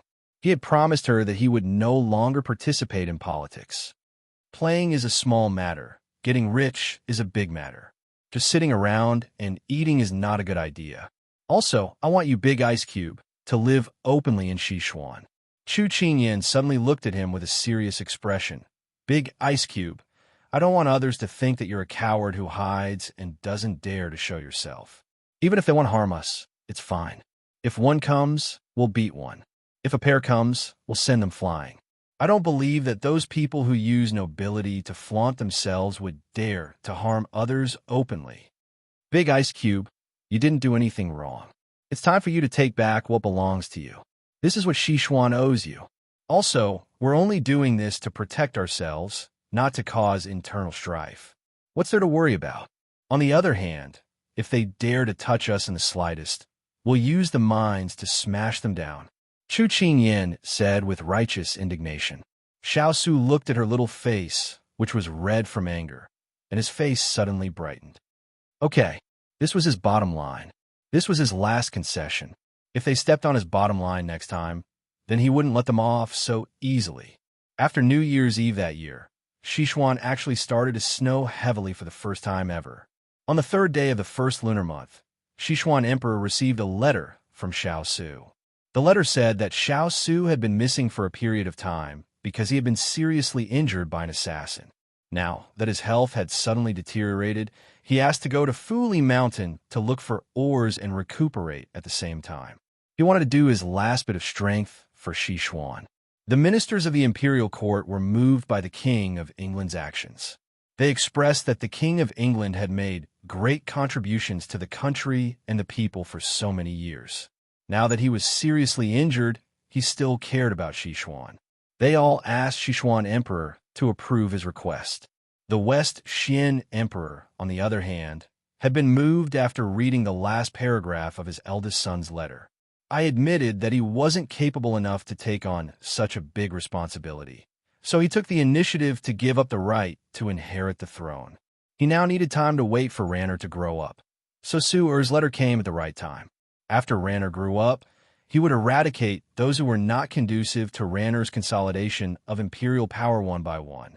After all, one mountain couldn't accommodate two tigers. After Sichuan Emperor agreed, Xiao Su led Xiao Lai cavalry and the others to Fuli Mountain. In the blink of an eye, for years had passed. In 4 years, how did those people grow up? That ink-eyed youth, that 10-year-old girl, how many years of youth did they experience? Fighting for imperial power, scheming and deceitful. Can you and I stay together forever? After thousands of dangers, the phoenix is reborn. I'll play a song for you. You're tuning in to the Romance Rendezvous YouTube channel.